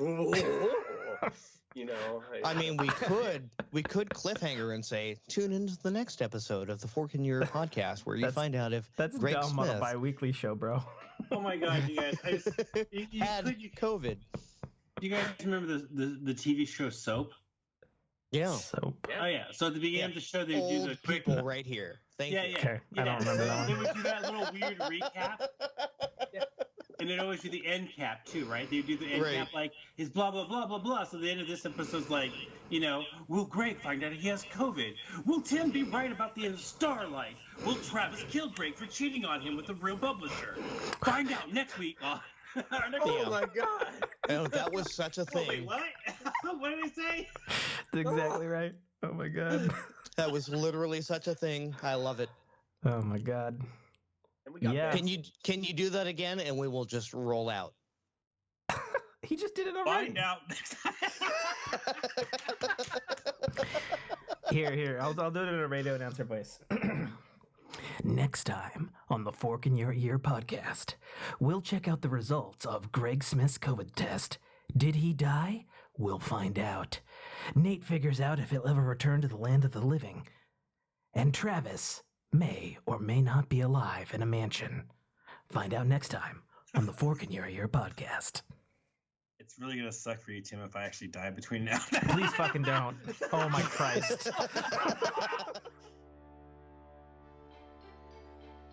Thank you for listening to a Dynamicworks production podcast. You can find our podcast at www.dynamicworksproductions.com. Feel free to email us at dynamicworks@mac.com.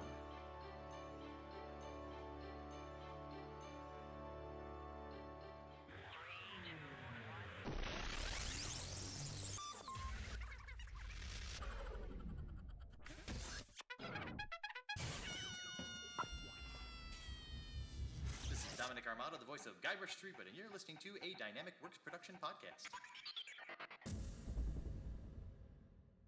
The Citadel, Arrival, is the first installment in a series of epic science fiction short stories reminiscent of the Pulp Fiction style.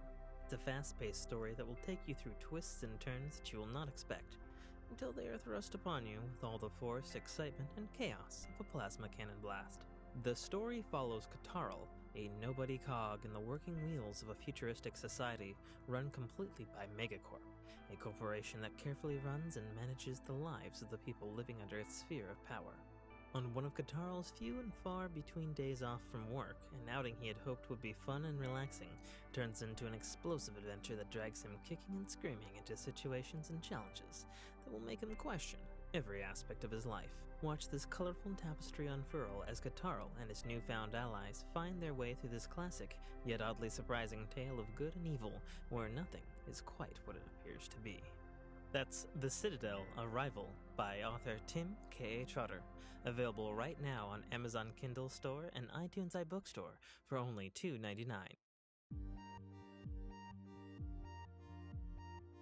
And 3, and 2, and 1. Cut out. Sagan on my fucking TV. All right, I'm stopping recording. that was good. Oh my goodness. No, that's how the show is ending. No. Just Nate and just Tim and Yep. just Just my us. crappy audio and video. Why does my video look so shit? Dude, you 'Cause should have you're seen lying. Nate earlier. He looked like he was in a 90s dream sequence. Wow. My Why? It was my wild. camera was being funny. Yeah. Like, I have all the lights on my room, but I joined the phone call and it literally looked like I had all the lights out except for like a candle. That's cool. Um, Sounds. So yeah, like I wiped the front of my camera and I just had a burger. So when the light fixed itself, I had just these bands of angelic light across my face. That is awesome. I love it. Like I said, 90s dream sequence Mhm. where it's like, we have no budget. Let's overexpose. Ooh, Dreamweaver. Yeah. I'm gonna message Travis and checking in. Like, what does checking in mean, Travis? Yeah, it's 9:02. Travis doesn't know how to get here.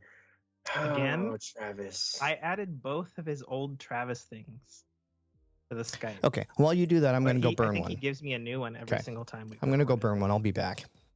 It's on Skype. Mike was here. like, "Hey, what time are you guys recording? 8:30 or 9:30?" I was like, 9 o'clock. And he's like, "Okay, for how long?" And I was like, "It's Till you die. And he's like, "Okay, well, I'm not gonna make it." And I'm like, "Well, why'd you ask?" He's like, "I had a really long day." I was like, "Okay, cool. Well, don't worry about it then." So He's that like- link in Skype, do you have a way to copy that and give it to Travis somehow? I will try. I'm gonna just change my microphone. Where it's located, and how it's located. So it's hopefully, and then I get a little closer. Get a little closer. There you go. Closer. There. There you go. A little closer. Yeah. Ooh. There you go. Get a little closer. Don't be shy. I just want to know what you're blurring out. Oh, you want to see? I see like a red cloth So thing, my wife maybe? is super sick. Still? Allergies Or everything. again, with something new? Just like, so I'm sleeping in the office. Hmm. So I got my back here. Oh, you can't see. Well, yeah, you can see kind of. I got my. I didn't deflate my air mattress. Pig. I got my air mattress in the back. See Behind. a microphone that looks real familiar to me. Yeah. That's the other microphone I was going to switch out to if it didn't. Nice. I was going to swap that to. The only reason I'm using the microphone that I have right now is because I've been trying to get used to it for the other show that I do with Dan, because he's like, well, let's just use the microphone that you got. And so I started using it. And everybody that was complaining about the Yeti, I swear to God, Tim, everybody that's complaining about the Yeti, they're like, oh, here's Travis. They're like, oh, that microphone doesn't sound great. They're fucking dumb. I know. Hey, Travis, we're talking about you. I mean, what? No. He looks like he doesn't have audio. No, I have audio. Oh, there we go. We can't hear you, dude. What? What? Huh? Didn't I buy you a microphone? I'm using it. We just had this conversation with Greg. I'm using it. Yeah, the worst microphone I've ever heard in my life before. Which is wild, because that's the one that I used for like 18 years. I'm so sorry. You're still using it. It worked. No, I'm using a new one. Oh, you're using a new one. Okay. Because it's got lights and shit. Lights. I should turn on. Yeah, Right. it's all fancy. I gave you the same mic I got myself, which is the Marantz. We literally, you're saying every single thing that Greg was saying as you right before you got here. Before you got here. It's right here.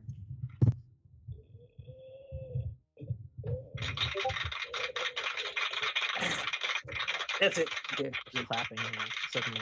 Yeah, I don't know where it came from. It just happened. Yeah. Someone's Are you got gonna have bored. headphones, Travis? What? Are you gonna have headphones, Travis? Do you want me to? Yes, please. Everyone else does. All right, hang on. Do I have to use them? Because I can't hear you now. Fucking route the audio correctly. Come on. Travis, I thought you worked in the industry. Not anymore. I'm old. You know, Travis is a DJ. I work for Yeah. I don't think Travis. I think Nate might actually be the oldest. I don't know, man. I'm pretty damn old. I don't know. Nate's pretty fucking old. Nate's old. No. Ouch. See? Oh, Jesus. Old. Oh my God. I don't even know what just happened. Wow. Turn that down a little bit there. There you go. Put your Oh, yeah, it's a lot guys' better. readers on. Sorry, didn't mean to blow out your eardrums there. Readers are a good thing. Yeah. Need them. Yeah, I don't know. You might actually be older than me from the looks of it. I'm old. Really? We were just saying you might be older than Travis. No, I heard. I had the monitor up. Okay, just choosing to ignore it. I was walking back in the room. The mic was on mute. Okay. All right. My light too bright here. I'm gonna. No, you're fine. It's audio. The format. video's just for us. Yeah. So Oh, we can good. see each other. The rest is audio. Is the Oh, actual good. show. Yeah, otherwise this would be framed better and the whole green screen would be covering and blah, blah, blah. Yeah, that's true. You'd have a whole bunch of shit. Oh my I'm lord. younger than Tim. You're younger than Are Tim? you, though? Yeah. I don't think so. I think we've thoroughly established this I don't based know. on our troop history. Are you sure? Yes, I'm Okay. but it's okay. Your heart is younger than mine. Mine's True. just True. fucking aged and Is bitter. it too late to drink a Rockstar? No, it's never I too don't late to think drink a so. Rockstar. It's also never too I early mean- to start drinking wine. I don't know. When you had your friend on Yeah, she, ago, that we- was too early to start drinking wine. oh, no. We had been, I think at the point Oh, that she showed up, Travis, what's the fucking... Okay, hang on. Oh, are we doing this? Are we... Are we fucking? Are we doing having a it? light? A light? Oh man, I wish I had a light. Shit. Oh man, I'm not What is cool. I happening? don't have a fucking light. beam. There you go. Oots. I swear can this drink- is purple. I'm drinking my decaf coffee. These are going to be some great fucking outtakes, I tell you. Yeah, I would normally be drinking decaf coffee, but I have a night job starting Monday.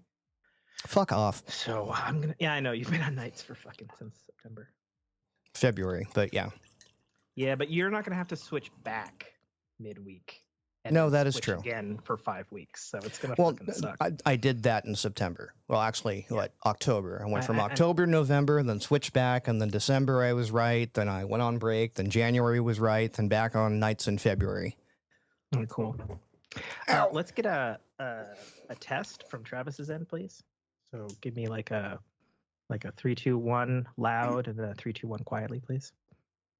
Hello, this is Travis, your narrator for today's show. You need me to continue longer than this? Because I can. I can vomit on this microphone for at least 18 seconds. Oh my god. Solid. Is that good? So let me just check that here. And then we'll need a quiet one.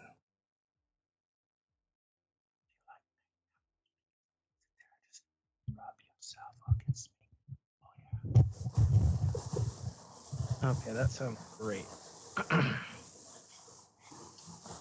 Okay, and you're rolling, Nate?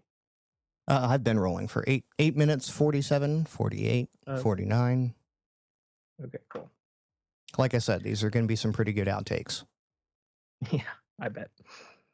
All right, well, let's do a show, gentlemen.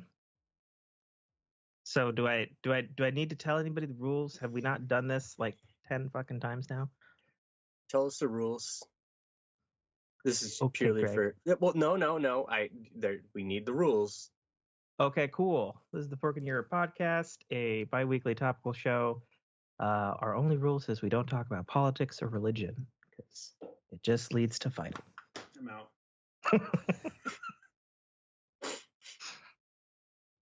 There you go. Okay, cool. So all of you, so me and Nate, we're gonna do a 3, 2, 1, and then yell cut into our microphone. So we have a nice big bright spike on our waveforms and editing. So when you see us, or I guess hear us, do our count in. We'll do our count in and we'll all yell cut in together. And then we'll briefly pause and then I'll kick it off and we'll go into the show. Okay? Okay. All right.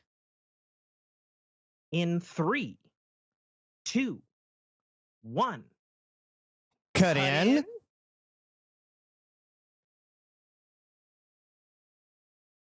I need you guys to say cut in too, Oh, please. cut in. All right. So We should totally beep that one. That's more than we should beep. Hold on. okay. Let me put a marker on there. Thing. There. All right.